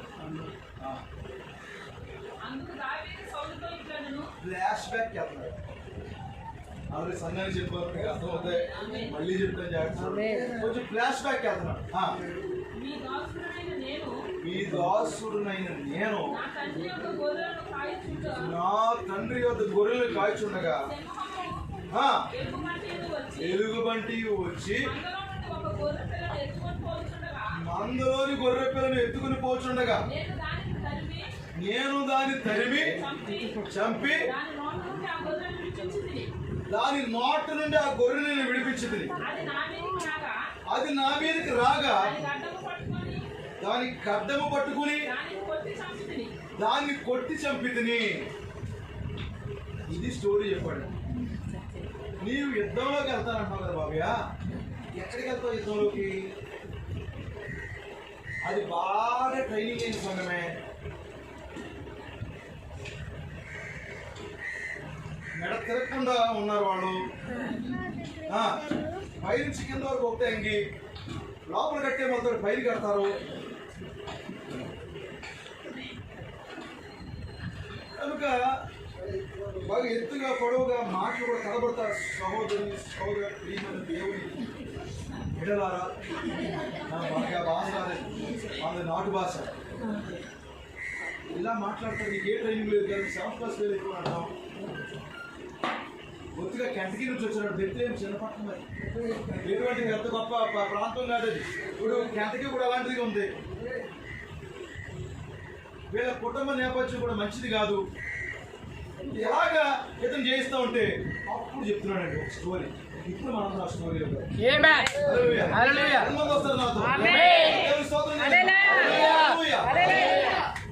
అడుగులు ఏం జరిగిందో ఒక్క నిమిషం చదివే సగం చెప్పాను సార్. అడవిలో గొర్రెలు మేపుతున్నాడంట. ఎలుగుబంటి వచ్చిందంట. ఎలుగుబంటి రాగానే, ఎలాంటిది ఎలుగుబంటి? ఎలాంటి భయంకరమైన జంతువు అది, చీల్చి పడేస్తుందండి. మరి ఏమైందో తెలియదండి. ఆ నల్ల ఎలుగుబంటే దావీదు దెబ్బకి వెళ్ళిపోయిందండి. దేవుని స్తోత్రం కలుగును. ప్రతి దాన్ని భయపెట్టిన ఎలుగుబంటే ఇప్పుడు దావీదుని చూసి భయపడుతుంది. దావీదుని చూసి కాదు, దావీదుకి భయపడుతుంది. నాకు నీకు భయపడదు. దేవుని చూసి నీకు భయపడదు. దేవుని చూసి నేనేమో మొదలైన అనుకోకు. ఎందుకు చూసి కదా భయపడుతుంది. ఈ లోకంలో పరిశుద్ధాత్మ, ఈ లోకంలో క్రీస్తుని.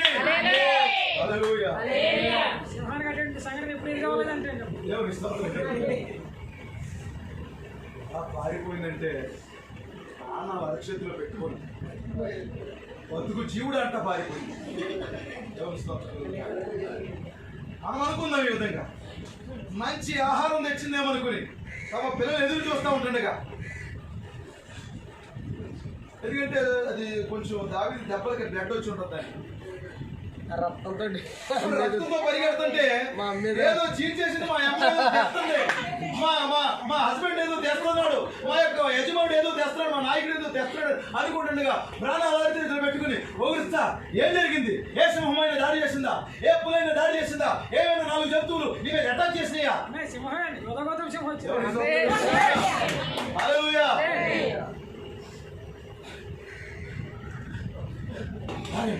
ఏం జరిగింది? ఒకరు ఎక్కడన్నా నువ్వు చంపేసి ఆ జంతువు లాక్కు రాలేకపోయావా? ఏం జరిగింది? పరిగెట్టడం. ఏం జరిగింది? చిన్న పొడవులు దానికి బాస్ వచ్చుంటే ఎవరికి భయం కలుగుతుంది? ఒక చిన్న యవనస్తుడు దేంతో కొట్టాడో నాకు తెలియదు, ఎలా కొట్టాడో నాకు తెలియదు. గోపు గుయ్యమైపోయి నేను ఎక్కడున్నా నాకే తెలియదు. తిరిగాను. దేవుని స్తోత్రం. పారిపోయి ఆ చెట్టు ఈ చెట్టు పట్టుకుని అడ్రస్ పట్టుకుని చివరికి వచ్చాను నేను. ఏంటది? ఎవరి దెబ్బలకే ఒక కుర్రుడు మానవుడి దెబ్బలకా ఏమవుతుంది? చాలు ఆ ప్రాంతాన్ని మాట్లాడగలదు.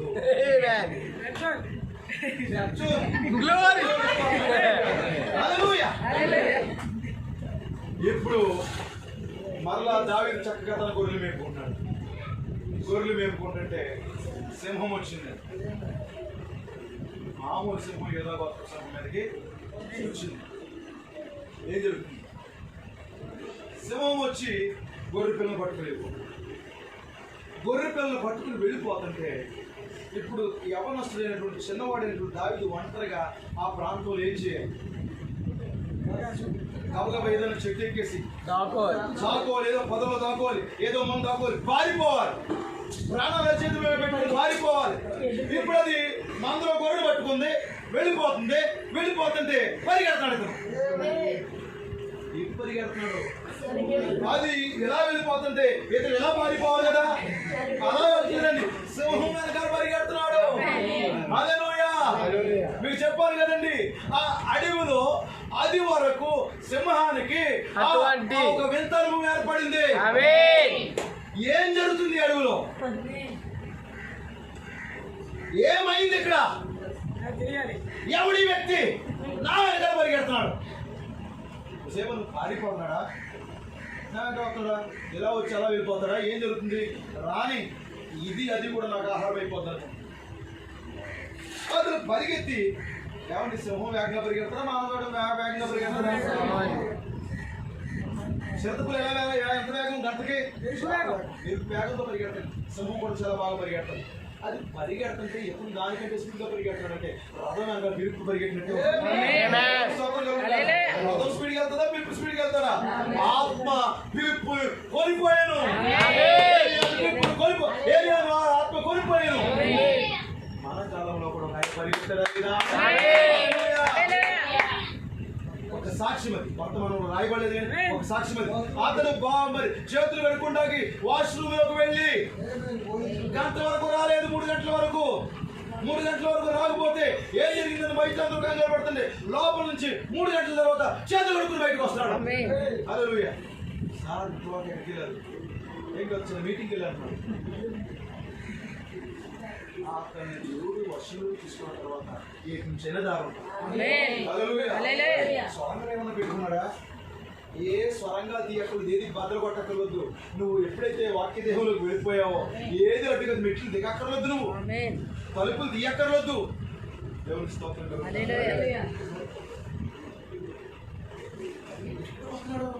నేరుగా సింహం దగ్గరికి వచ్చేసాడు. సింహం దగ్గరికి వచ్చేసాడు. ఏం చేస్తున్నావు నువ్వు? అది అతను పట్టుకోబోతున్నాడు. దానికంటే బలంగా పట్టుకున్నాడు. దాన్ని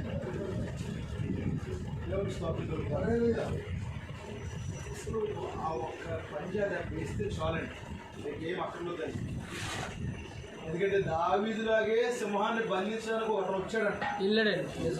వెళ్ళి చాలా పెద్ద బలవంతుడు ఒక దెబ్బకే దాంతో అయిపోయాడు. సింహాన్ని సొంత బలంతో సొంత శక్తితో వెళ్ళడం చాలా కష్టం ఉంటుంది. దావీదు అయ్యేటప్పటికి ఇప్పుడు అది ఒకవేళ కలిసి ఒళ్ళెప్పు చేయాలి. సింహాన్ని ఒళ్ళెప్పు చేసింది. ఏం జరిగింది అసలు? ఒకసారి అది తన యొక్క పంజాతో గట్టిగా కింద కొట్టిందండి. గుమ్మి రేగిపోయింది. మురుపుట్లాగా ఉంది బలం. ఎంత దగ్గర ఎందుకు పని చేయట్లేదు? హల్లెలూయా. ఇప్పుడు ఏం చేస్తాడు? దానికి గడ్డం పట్టుకున్నాడు. ప్రియమైన దేవుని పిల్లలు ఏం చేస్తాడు? అర్థం కావట్లేదు. సింహాల జాతితో పాత నిబంధన కాలంలో ప్రియమైన దేవుని పిల్లలు దానియేలుని మనం చూసినప్పుడు అతడు ఉపవాస ప్రార్థన ఏర్పాటు చేసిన వాడికి అవి ప్రార్థన చేసుకుంటా ఉన్నాయి. వాడు కొట్టలేదు, తిట్టలేదు. ఇక్కడ అలా కాదండి. వెళ్ళి సింహం చీల్చేస్తాడండి. నా బలం ఎక్కడ పోయింది? ఎవరిని మింగుదునని గర్జించు సింహం వాళ్ళే తిరుగుతుంటే దెయ్యము ఈ కాలంలో మన దావీదు ప్రభు అయిన యేసుక్రీస్తు హల్లెలూయా ఆయన 2000 సంవత్సరాల క్రితం ఏం చేశాడు? ఆ సింహాన్ని చీల్చాడా లేదా? సింహాన్ని చీల్చాడా లేదా? ఇప్పుడు గొర్రె ఎక్కడుంది? నోట్లో. ఆదాం మొదలుకొని పాత మందుల భక్తులందరూ ఎక్కడున్నారు? పాతాళం యొక్క నోట్లో ఉన్నారు. ఇప్పుడు నేనేం చేశాడు?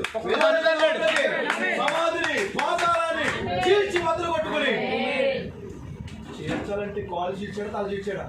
అలా చీల్చాడు. ఎవరికి స్తోత్రం. ఇప్పుడు మన ప్రభు యేసుక్రీస్తు దాని తల మీద కొట్టాడా లేదా? తల తొక్కడా లేదా? దావీదు దాని తల కొట్టాడా లేదా? దాన్ని చీల్చి సమాధిని చీల్చుకుని పాత నిబంధన భక్తులందరినీ పట్టుకుని ఆయన ఎలాగైతే వెళ్ళిపోయాడో అవిశ్వాసం అనేది ఆ యొక్క మరి మబ్బులు ఆ యొక్క తెరలో గమ్ముకుంటే వాటిని చీల్చుకుంటే ఎలాగైతే వెళ్ళిపోయాడో దావీదు కూడా ఏం చేశాడు? తన గొర్రెలు పట్టుకుని సచ్చిన గొర్రెలు తీసుకొచ్చాడు, బతికిన గొర్రెన? బతికిన గొర్రె తీసుకొచ్చాడు. వాస్తవానికి అది ఏమనుకుందంటే అయిపోయి అనుకుంది,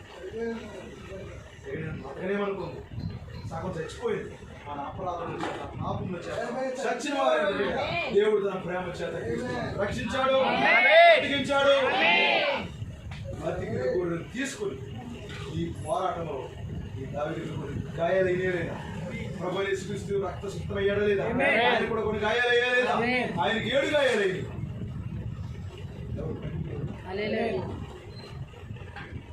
ఈ స్టోరీ ఎవరు చెప్పాడు? సౌలు చెప్తున్నాడు. సౌలు గురించి చెప్పింది వాస్తవా కాదా? ఏం జరిగిపోతుంది? అలా ఉండిపోయాడు, వీళ్ళు కొట్టాడు. హలో సౌలు గారు, రాజా అయిపోయిందా? అయిపోయింది సార్. సింహం నోట్లోంచి గొర్రె పిల్ల నోట్లు, గొర్రె పిల్లలు విడిపించిన దేవుడు. ఎలుగుబంటి నోట్లోంచి గొర్రె పిల్లలు విడిపించిన దేవుడు. మొదటి ఏడుపు, రెండో ఏడుపు జరిగించిన దేవుడు. సంహరించబోతున్నాడు. చదవండి. నేను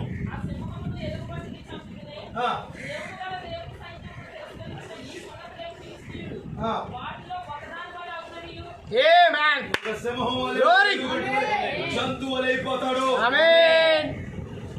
ఎందుకంటే సాతాను ఏమైనా జంతువాడు, జంతువు ద్వారానే హవన మోసం చేశాడు.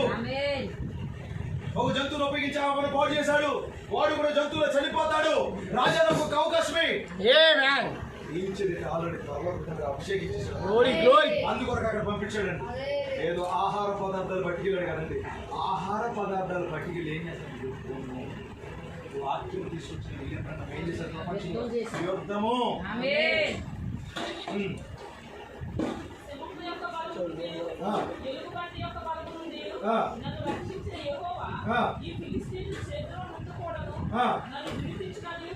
చెప్పాను. అందుకు సౌలు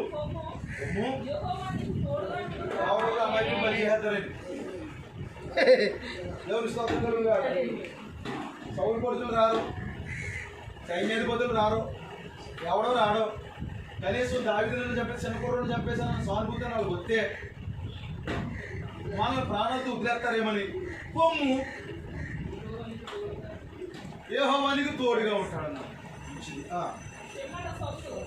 సౌలు ఆగాడా? ఇతను ట్రైనింగ్ కట్టుకోతున్నాడు. ఏంటవి? వస్త్రాలు, శిరస్త్రాలము, యుద్ధ కవచం తొలగించి ఇవన్నీ ట్రైనింగ్లో ఎత్తున్నాడు. అలాగే శిరస్త్రాన్ని పెట్టగానే దావీదు మునిగిపోవడం. నాకు సరిపోతుంది ట్రైనింగ్లో అయినా పక్కన ఇవన్నీ నాకు అవసరం లేదు. దేవుడు నాకు తోడుగా ఉన్నాడు. నేను వెళ్తాను. నేను సింహాన్ని ఎలుగుబంటిని కొట్టినప్పుడు ఇవన్నీ ధరించుకుని కాసుకో అదేమి నేను యుద్ధాన్ని ఏమీ చేయలేదు. నేను చాలా వెరీ సింపుల్గా అర్థం చేశాను. దేవుడు అర్థం చేశాను చెప్పేశాను. ఆ ట్రైనింగ్ ఏం తీసుకోలేదు. ఇలాంటి ట్రైనింగ్లు దావీదుకి వాడికి లేదండి. పిహెచ్డీలు, ఎల్ఎల్డీలు, డిప్లొమా కోర్సులు ఏమండి అంటే ఆ యొక్క ట్రైనింగ్లు 6 నెలల కోర్సు, 3 నెలల కోర్సు, 3 సంవత్సరాలు, 4 సంవత్సరాలు, 12 సంవత్సరాలు ఇలాంటి కోర్సులు దావీదుకి వాడికి లేదు. నాకు వద్దన్నాడు.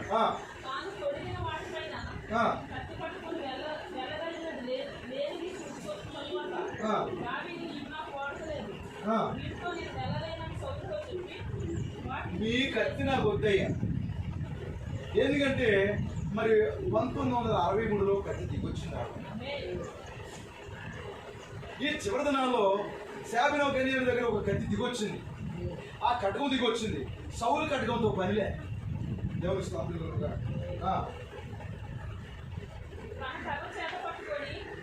అతని దగ్గర ఏముందండి? కర్ర ఉంది. అతను తెలుసు మోసే విశ్వాసం కనబడుతుంది. దేవుని స్తోత్రం కలుగును. అతను మోసే వంటి ప్రవక్త కనుక విలియమ్రన్నము ఏమడిపోతాడు కర్ర పట్టుకుని ఏపీ లోయలో నుండి ఇప్పుడు ఎక్కడికి వెళ్ళిపోతాడు? వెనక్కి వెళ్ళిపోతున్నాడండి. చాలా సంభాషణ గతంలో చెప్పాను మీకు. ఆ సంభాషణతో ఇప్పుడు చెప్పాలంటే సమయం అయిపోతుంది. దేవుని స్తోత్రం. ఇప్పుడు ఏం జరుగుతుందంటే అండి, ఇక్కడ ఏం జరుగుతుందంటే ఈ సౌలుతో దావీదు మాట్లాడుతుంటేనండి ఆ అభినాదాబు, ఆ తర్వాత ఆ ఏలియాబు, షమ్మ ఈ ముగ్గురు ఎస్ఐ ఫోన్ చేస్తున్నారు. ఎస్ఐ ఏదో స్టోరీలు మాట్లాడుతున్నాడు. ఇక్కడ యుద్ధం చేస్తాడంట.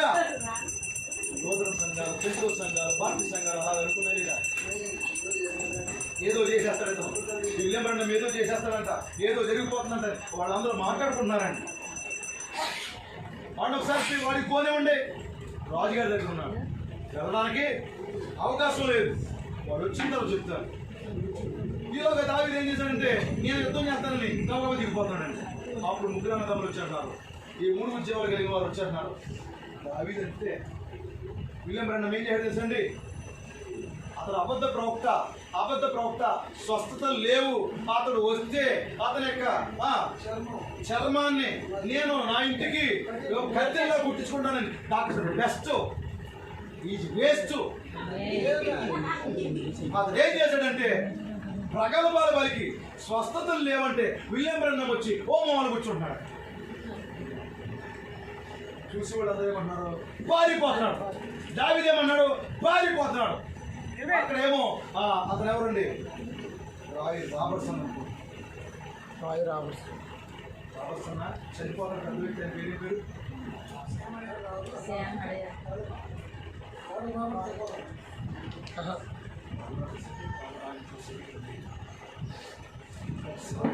రాయ్ రాబర్ట్సన్. ఇందులో ఒక ఆయన పెద్ద ఆయన అంటాడు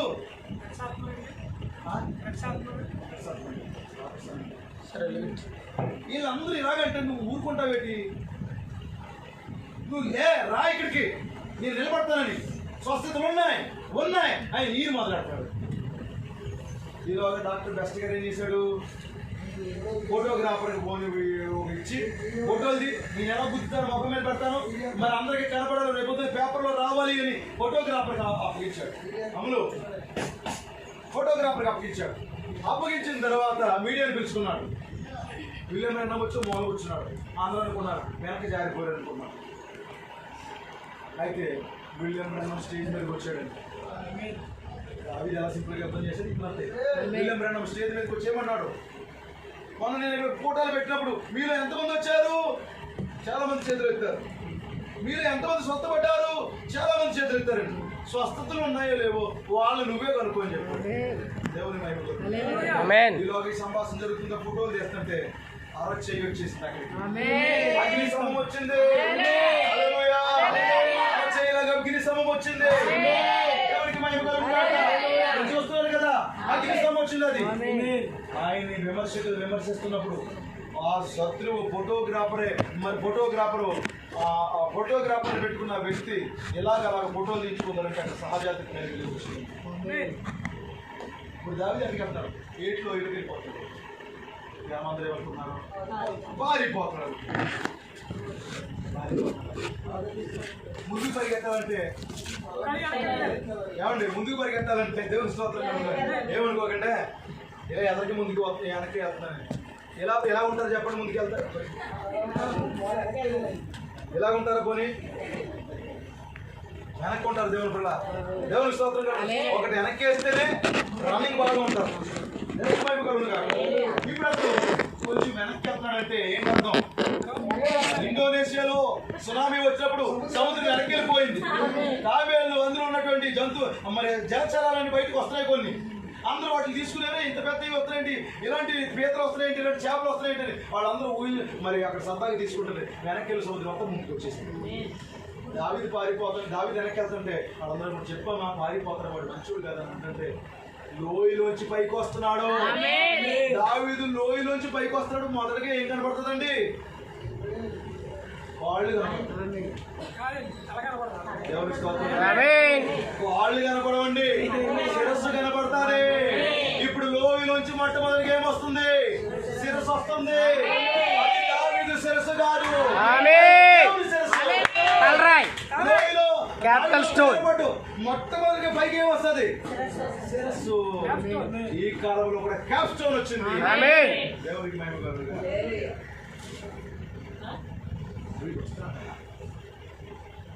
ఇప్పుడు ఒక్కడో రావట్లేదు. హల్లెలూయా. ఒడిసేలా పట్టుకున్నాడు. దేవుని స్తోత్రం కలుగును. భలే తిప్పుతున్నాడండి. ఇలాగా కూడా యుద్ధం చేయొచ్చా? ఆమేన్. దేవునికి మహిమ కలుగును గాక. ఇప్పుడు అన్నదమ్ములు ఇలాగా ఇలాగా ఇలాగా యుద్ధం చేస్తుంటే దావీదు ఇలాగే తిరుగుతున్నాడండి. హల్లెలూయా. నాట్యమాడుతున్నాడు. పిచ్చివాడు అనుకున్నారు అందరూ కూడా, వెర్రివాడు అనుకుంటున్నారు. అతడి చేతులు 5 రాళ్ళు ఉన్నాయి. హల్లెలూయా. హల్లెలూయా. 5 రాళ్ళు ఉన్నాయి.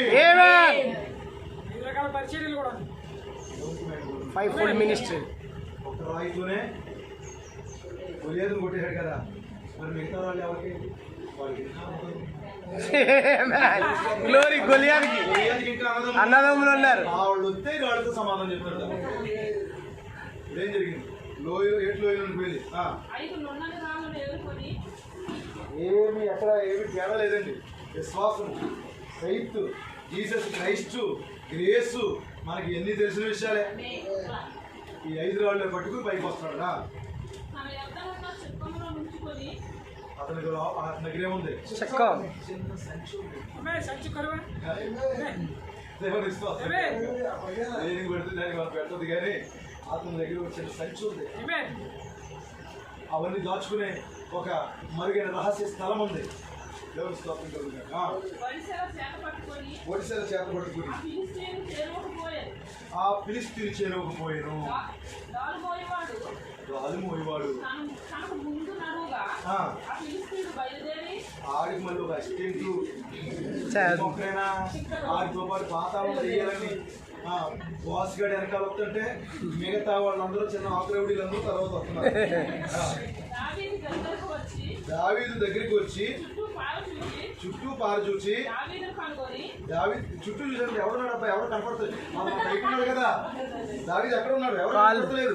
చుట్టూ కలిసి చూసి దావీదు చూసాడు. అప్పుడు బాలుడై ఎర్రటి వాడును రూపసి అయిన చూచి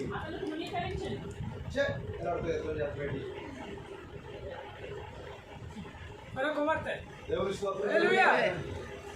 ఎలాగుందో తెలిసింది ఇది. మా నాన్నగారితో ఎవడు యుద్ధం చేస్తానంట. ఒక ఆయన ప్రసంగాలండి ఇవి. ఒరే చిట్టి కన్నా పెద్ద కొండనే ఢీకుంటావా? పెద్ద కొండని ఢీకోవాలంటే ముందు గోటి పిల్ల ఆడాలరా చిట్టి కన్నా అన్నాడు ఒక ఆయన. పెద్ద పాస్టర్ కదా ఆయన్ని ఢీకోనాలంటే. ఎవరైనా సార్ యేసుక్రీస్తునామములో బాప్తిసం కదా, దీనికి వివరణ ఉందంటే నీతో మాట్లాడినాను తిరస్కరిస్తున్నాను. ఈయన డైనామిక్ స్పీకర్ కదండి. ఈయనకి పిహెచ్డీ చేసిన వాళ్ళు పెద్ద పెద్ద శాస్త్రవేత్తలతోనే సవాల్. ఎవరితోనూ కూడా ఎప్పుడు కూడా వెళ్ళడం వెళ్ళిన దాఖలాలు ఎక్కడ కనపడతాయి. ఇప్పుడు మృగాలకి అబ్బా అంత సింపుల్ గా ఇచ్చేస్తానమాట. ఆకాశ పక్షులకి ఇచ్చేస్తాను, భూమి మృగాలకి ఇచ్చేస్తాను. ఆ పిలుస్తుడు దావీదు అనగా దావీదు దావీదేవుని ఊరుకున్నాడా? తగ్గుతున్నాడా? అది చూడగానే బాబోయ్ నీ రూపం నేను ఇంకా ఎవరు అనుకున్నా బాబు నువ్వా అని పారిపోయాడా? కత్తె ఈటే డాలు పట్టుకుని నా మీదకు వస్తున్నావు కదా నువ్వు. హల్లెలూయా. ఈటే డాలు చెప్పాను కదా మీకు. తండ్రి కుమార పరిశుద్ధాత్మ నామంలో నా మీదకు వస్తున్నావు కదా. కత్తె ఈటే డాలు 3 ఆయుధాలు.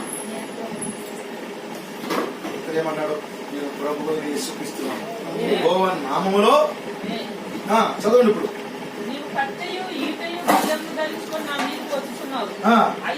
అయితే ఈ సంఘ శాఖలన్నీ తిరస్కరిస్తున్నటువంటి ప్రభు అయిన యేసుక్రీస్తు నామములో నేను వస్తున్నాను. ఈ దినమున యెహోవా నిన్ను నా చేతికి అప్పగించును. నేను నిన్ను చంపి తల తెగవేతును. దావీదు తలనే తాగేస్తాడు. ఎందుకంటే ప్రభు అయిన యేసుక్రీస్తు కూడా తలే చేత కొట్టాడండి. నిజమేనండి. దావీదు కూడా తలే సింహానికి తలనే చీల్చాడు. ఇప్పుడు కూడా తలనే చేత కొడుతున్నాడు. ఇశ్రాయేలీలో దేవుడున్నాడని అర్థమైందా? దేవుడు ఉన్నాడని. దేవుడు ఉన్నాడంటే ఏంటి? ఒక్కడే అని. ఉన్నారు అంటే అనేక మంది ఉన్నారు. ఉన్నారు కాదు, దేవుడు ఉన్నాడని, దేవుడు ఒక్కడే అని, ఆయన నామం యేసుక్రీస్తు అని నేను రుజువుపరుస్తాను. లోక నివాసులందరూ తెలుసుకున్నట్లు సంఘ శాఖలందరూ, లోక నివాసులంటే జరిగేది ఇశ్రాయేలుకి ఫిలిస్తీన్కి కదా యుద్ధం. మరి లోక నివాసులందరూ ఎందుకు తెలుసుకోవాలి? ప్రపంచం అంతా ఈ రోజు ఆ నామం తెలియాలి. నేను ఈ దినమున ఫిలిస్తీయుల యొక్క కళేబరములను ఆకాశ పక్షులను భూమృగములకు విధిస్తును. నువ్వు అన్నావు కదా, నీ కళేబరాలు చూసుకోండి ఇస్తానేమన్నా. అప్పుడు యెహోవా కత్తి చేతను లిట్టు చేతను రక్షించువాడు కాడని. ఇప్పుడు యుద్ధాన్ని ఎవరు పెడుతున్నాడో? దావీదు కొని ఈ సైన్యములకు అధిపతి యెహోవా తీసుకొచ్చాడు. ఈయనకి సైన్యం ఉందా? ఈయన చేతిలో ఒక యోధుడు ఉన్నాడా? అతడే దావీదు. దేవుని స్తోత్రం. యుద్ధము యెహోవాదే, యుద్ధము యెహోవాదే. ఆయన మిమ్మల్ని నా చేతికి అప్పగించునని చెప్పాను. ఆ ఫిలిస్తీయుడు లేచి దావీదును కలియుటకై అతనికి ఎదురుపోగా దావీదేమి వెనక పారిపోలేదండి. అతను ఎదుర్కోవడానికి ముందుకెళ్ళి సైన్యము తట్టు త్వరగా పరిగెత్తుకుపోయి తన సంచిలో చెయ్యి వేసి, ఎవరికి ఏం అర్థం కావట్లేదు యుద్ధం ఎలా చేస్తున్నాడు. పిచ్చి యుద్ధం లాగుంది. ఇతడు ఎలా యుద్ధం చేశాడో ప్రపంచానికి తెలియదు. ఈ గడియ వర్తమానికుడు ఎలా యుద్ధం చేశాడు, అతడు కూటాను ఎలాంటి ప్రాంతంలో పెట్టాడు, ఎలాంటి పరిస్థితుల్లో పెట్టాడు, ఎలాంటి బోధలు బోధించాడు, ఎవరు అవగాహన చేసుకోలేకపోతున్నారు, శత్రువుని ఎలా సంహరించబోతున్నాడు చాలా మందికి అర్థం కావట్లేదు. గబగబా సైన్యం దగ్గరికి పోయి ఒక చిన్న పిల్లలాగా అందులో మరొక రాయి తీసుకుని ఆ ఓడిసెల్లో పెట్టాడండి. ఇక్కడ కొట్టగానే ఏమైంది? ఎక్కడ తగిలింది? ప్రత్యక్ష. ముదురు దేనికి సాదృశ్యం? ప్రత్యక్ష. వారి బయలుపాటు మీద కొట్టాడండి. ఇప్పుడు చాలా స్టైలిష్ గా ఉన్నాడు. ఎందుకంటే మరి చాలా మంది చెవులకి చేతులకి కన్నాలు ఎడతా ఉంటారు కదండి. ఆడు కూడా ఇక్కడ కన్నం పెట్టుకున్నాడు. దానికి ఏంటది? శిరస్త్రాణాన్ని. ఎందుకంటే రాయి వెళ్ళేంత చక్కగా పెట్టాడు ఓలు ఆ శిరస్త్రాణాన్ని, ఆ హెల్మెట్ కి. దేవుడు గురి చూసి అక్కడే కొట్టాడు. దేవుడు కూడా ఎక్కడ? మరి నుదుటి మీద వాడి ప్రత్యక్షత పైన కొట్టాడండి. దావీదు అలా కొట్టగానే పడిపోయేది. అంత వేగంగా ఎలా వచ్చింది? సెకనుకి 1500 కిలోమీటర్ల వేగంతో వెళ్ళింది అది. దేవుని స్తోత్రం కలుగుతుంది. అంటే చిటికేస్తే ముంబై వెళ్ళిపోయినట్టు అనమాట. 1500 మైళ్ళు 1500 కిలోమీటర్ల వేగంతో వెళ్ళింది అది. అయితే ఇప్పుడు దావీదు ఒడిశాలు పట్టుకున్నాడు కదా, ఒక్కసారి న్యాయాధిపతులు గమనించారు. కాబట్టి ఇప్పుడు చదివించారు న్యాయాధిపతులు గమనించారు.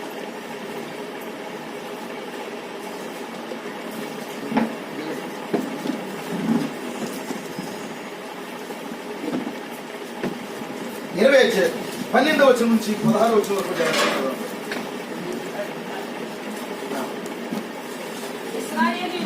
ఇశ్రాయేలీలు బెన్యామీనీయులందరి వద్దకు మనుషులను పంపి మీలో జరిగిన ఈ చెడుతనం ఏమిటి? ఆ దుష్టులను అప్పగించు, వారిని చంపి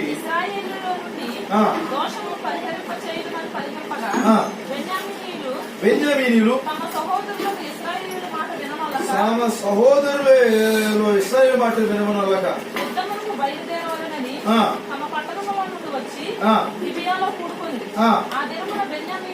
ఆ దినమున బెన్యామీనీయులు తమ జనసంఖ్యను మొత్తము చేయగా 700 మంది అయిన గిబియా నివాసులు కాక గిబియా నివాసులు గాక కత్తి దూయ సమర్థులై కత్తి దూయ సమర్థులై పట్టణము నుండి వచ్చిన వారు పట్టణం నుండి వచ్చిన వారు 26,000 మంది అయింది. 26,000 మంది అయింది. ఆ సమస్త జనములో ఏర్పరచబడిన 700 మంది ఎడమ చేతి ఓటము గలవారు. వీరిలో ప్రతి వాడును గురిగా నుంచబడిన తల వెంట్రుక మీదకి ఒడిసెల రాయి తప్పక విసరగలవాడు. వీళ్ళెవరంటే బెన్యామీనీయులు. ఈ వంశములోంచే వచ్చాడు కదండి ఎవరో సౌలు. బెన్యామీను వంశంలోంచే సౌలు వచ్చాడండి. అయితే ఇప్పుడు ఒడిశాలు ఎవరు బాగా తిప్పగలరు? యోధా గోత్రం వారా బెన్యామీనులా? బెన్యామీనీలే తిప్పగలరు. బెన్యామీనులు ఎలా తిప్పగలరంట? ఒక తల వెంట్రిక నిలబెట్టిన ఎంత దూరాన్ని దాన్ని గురిగా చూసి తల వెంట్రికను కూడా కొట్టగలరంటండి. అంత గొప్ప నైపుణ్యం కలిగిన వారు వారు. అలాంటిది ఇప్పుడు ఒడిశాలు ఎవరి చేతికి వచ్చింది? చేతులు మారినాయా లేదా? ఏసేపు తన కుమారుల మీద చేతులెత్తి ప్రార్థన చేయమంటే యాకోబుని యాకోబు ఏం చేశాడు? పెద్దవాడి మీద ఎడమ చేయి పెట్టాడు, చిన్నవాడి మీద కుడి చేయి పెడుతున్నాడు. ఈ కాలంలో కూడా దేవుని పిల్లారా కలవరిలో ప్రభు యేసుక్రీస్తు చేతులు మారినా లేదా? ఓ యూదుల మీద నుంచి కుడి చేయి ఆయన చేతులు చెప్పాడు. ప్రియమైన హల్లెలూయా. ఆయన యాకోబుకు సాదృశ్యమైన చేతులు చెప్పండి. యాకోబు చేతులు పెద్దవాని మీదకి ఎడమ చేయలేంది, చిన్నవాని మీదకి కుడి చేయలేంది. తండ్రి తండ్రి ఇతడు పెద్దవాడు, ఇతడు చిన్నవాడు, ఇలా చేస్తున్నావేంటని అడిగితే ఓ దేవుడే చేతులు మార్చాడు. కల్లవరిలో యేసుక్రీస్తు చేతులు మారినాయి. ప్రభు యేసుక్రీస్తు చేతులు మారిని. ఆయన సిలువలో చేతులు చాపినప్పుడు ప్రియమైన దేవుని పిల్లారా ఓ కుడి చేయి వధువు మీదకి వచ్చింది, ఎడమ చేయి యూదుల మీదకి వెళ్ళింది, ఒడిశల వధువు చేతికి వచ్చింది. అసలు వాస్తవానికి గొలియాతుని చంపవలసింది ఎవరు? బెన్యామీనుడు అయినటువంటి ఈ సౌలు చంపాలి. కానీ ఎవరి చేతికి వచ్చింది? ఒడిశల యోధా గోత్రం చేతికి వచ్చింది. ఈ రోజు వర్తమానం ఎవరి చేతికి వచ్చింది? ప్రత్యక్షత ఎవరి చేతికి వచ్చింది? ఏడో ముద్ర ఎవరి చేతికి వచ్చింది? అంజనమైన మన చేతికి వచ్చింది. ఈ 7వ ముద్రే ఒడిశల రాయి. దేవుని స్తోత్రం కలుగుగాక. ఏమన్నా 5 రాళ్ళు కదండి, ఈ 7 ముద్రలు కదండి. 7 ముద్రలు మనకేమిచ్చింది? కృపనిచ్చింది. దేవుని స్తోత్రం కలుగుగాక. 7 ముద్ర ఏమిచ్చింది? మనకి ప్రత్యక్షతలు ఇచ్చింది. 7 ముద్ర మనకి ఏమిచ్చింది? విశ్వాసాలు ఇచ్చింది. 7వ ముద్ర ఏంటి? యేసుక్రీస్తే కదా. 7వ ముద్ర ఎవరు? యేసుక్రీస్తే కదా. మరి యేసుక్రీస్తే ఎవరు? 5 కదా. 7 ముద్రలే 5 రాళ్ళు అయి ఉన్నాయి. చేతులు మార్చి సంఘ శాఖల చేతులు వచ్చి ఉద్యోగాలు వచ్చినటువంటి గొప్ప గొప్ప సంస్థ నాయకుల చేతులు వచ్చి ఈరోజు చిన్న వధువుకి ఈ ప్రత్యక్షతలు ఇచ్చాడు. మనమే ఆ మరి యోధులమే, మనమే ఆ గొప్పవారమైన ఈరోజు మనం యుద్ధం చేయాలి. ఇప్పుడు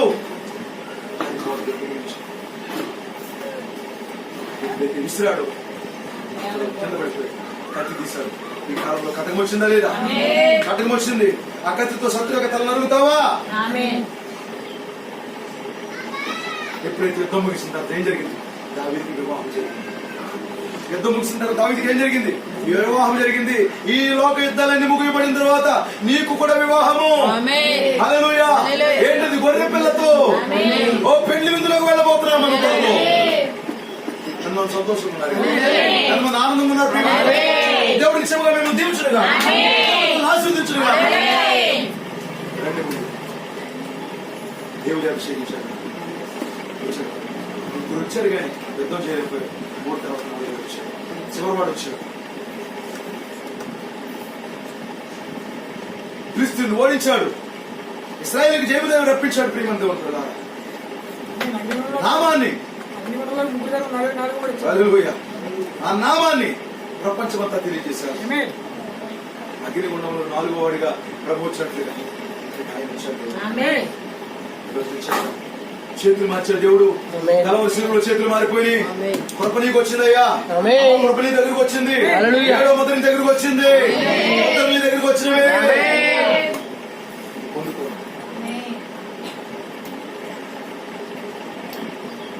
ఈ కడియ ప్రత్యక్షతలో పెట్టండి, ఆ వాక్యంలో పెట్టండి. నీ విశ్వాసాన్ని జోడించలేకపోతే నువ్వేదైనా దాన్ని తీసుకో, విసురు, తిప్పు. ఈ హ్యాండ్ పవర్ ఎవరిది? ఈ హ్యాండ్ పవర్ దావిద్దా? సెకండ్ కి 1500 మైళ్ళు వేగంతో దావిద్ తప్పగలుగుతున్నాడా? No sir. దేవుడు రంగం మీద తీసుకున్నాడు దాన్ని, దేవుడు తిప్పుతున్నాడు. దావిది కాదు. అల్లు కళ్ళు తిరిగిపోతుంది, అది వదిలాడు. అది ఎలా వెళ్ళదు? దావిది వదిలాడు, దేవుడు దాన్ని స్వాధీనం తీసుకున్నాడు. నేరుగా అతను పడగొట్టాడు దేవుడు. నోవాహులో ఉండి వెళ్ళినట్లు.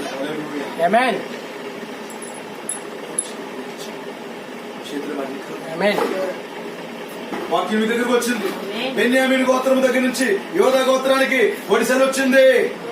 వాక్యము మరి లూథర్ సంఘం నుంచి, వేసిన సంఘం నుంచి, పెద్దగో సంఘం నుంచి, ఆయా శాఖల నుంచి ఈ రోజు వధువు దగ్గరికి వచ్చేసింది. ఆమేన్. తీసుకో, ఆ వాక్యం తీసుకో, తిప్పు, ఆ కట్టుకని తీసుకో. ఇచ్చబడుతున్న కట్టుకం వచ్చింది మన దగ్గరికి. ఆ కట్టుకని తీసుకుని ఒక వేటు వేయి.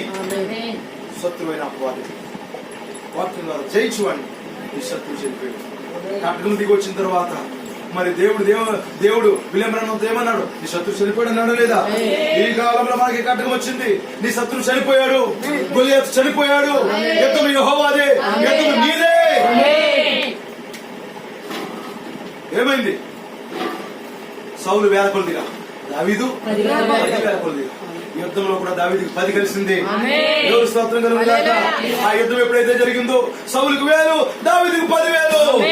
సంఘశాఖలకు 1000, దావీదుకు 10,000. ఓ వధువుకి 10, ప్రకటన 10. వాక్యం అంతా నీదే, ప్రత్యక్షత నీదే, వివాహం నీదే, సమస్తము నీదే. నిలబడి పోరాడు, విజయం పొందుకో. దేవుడు నాకు దీవించుకుంటాడు.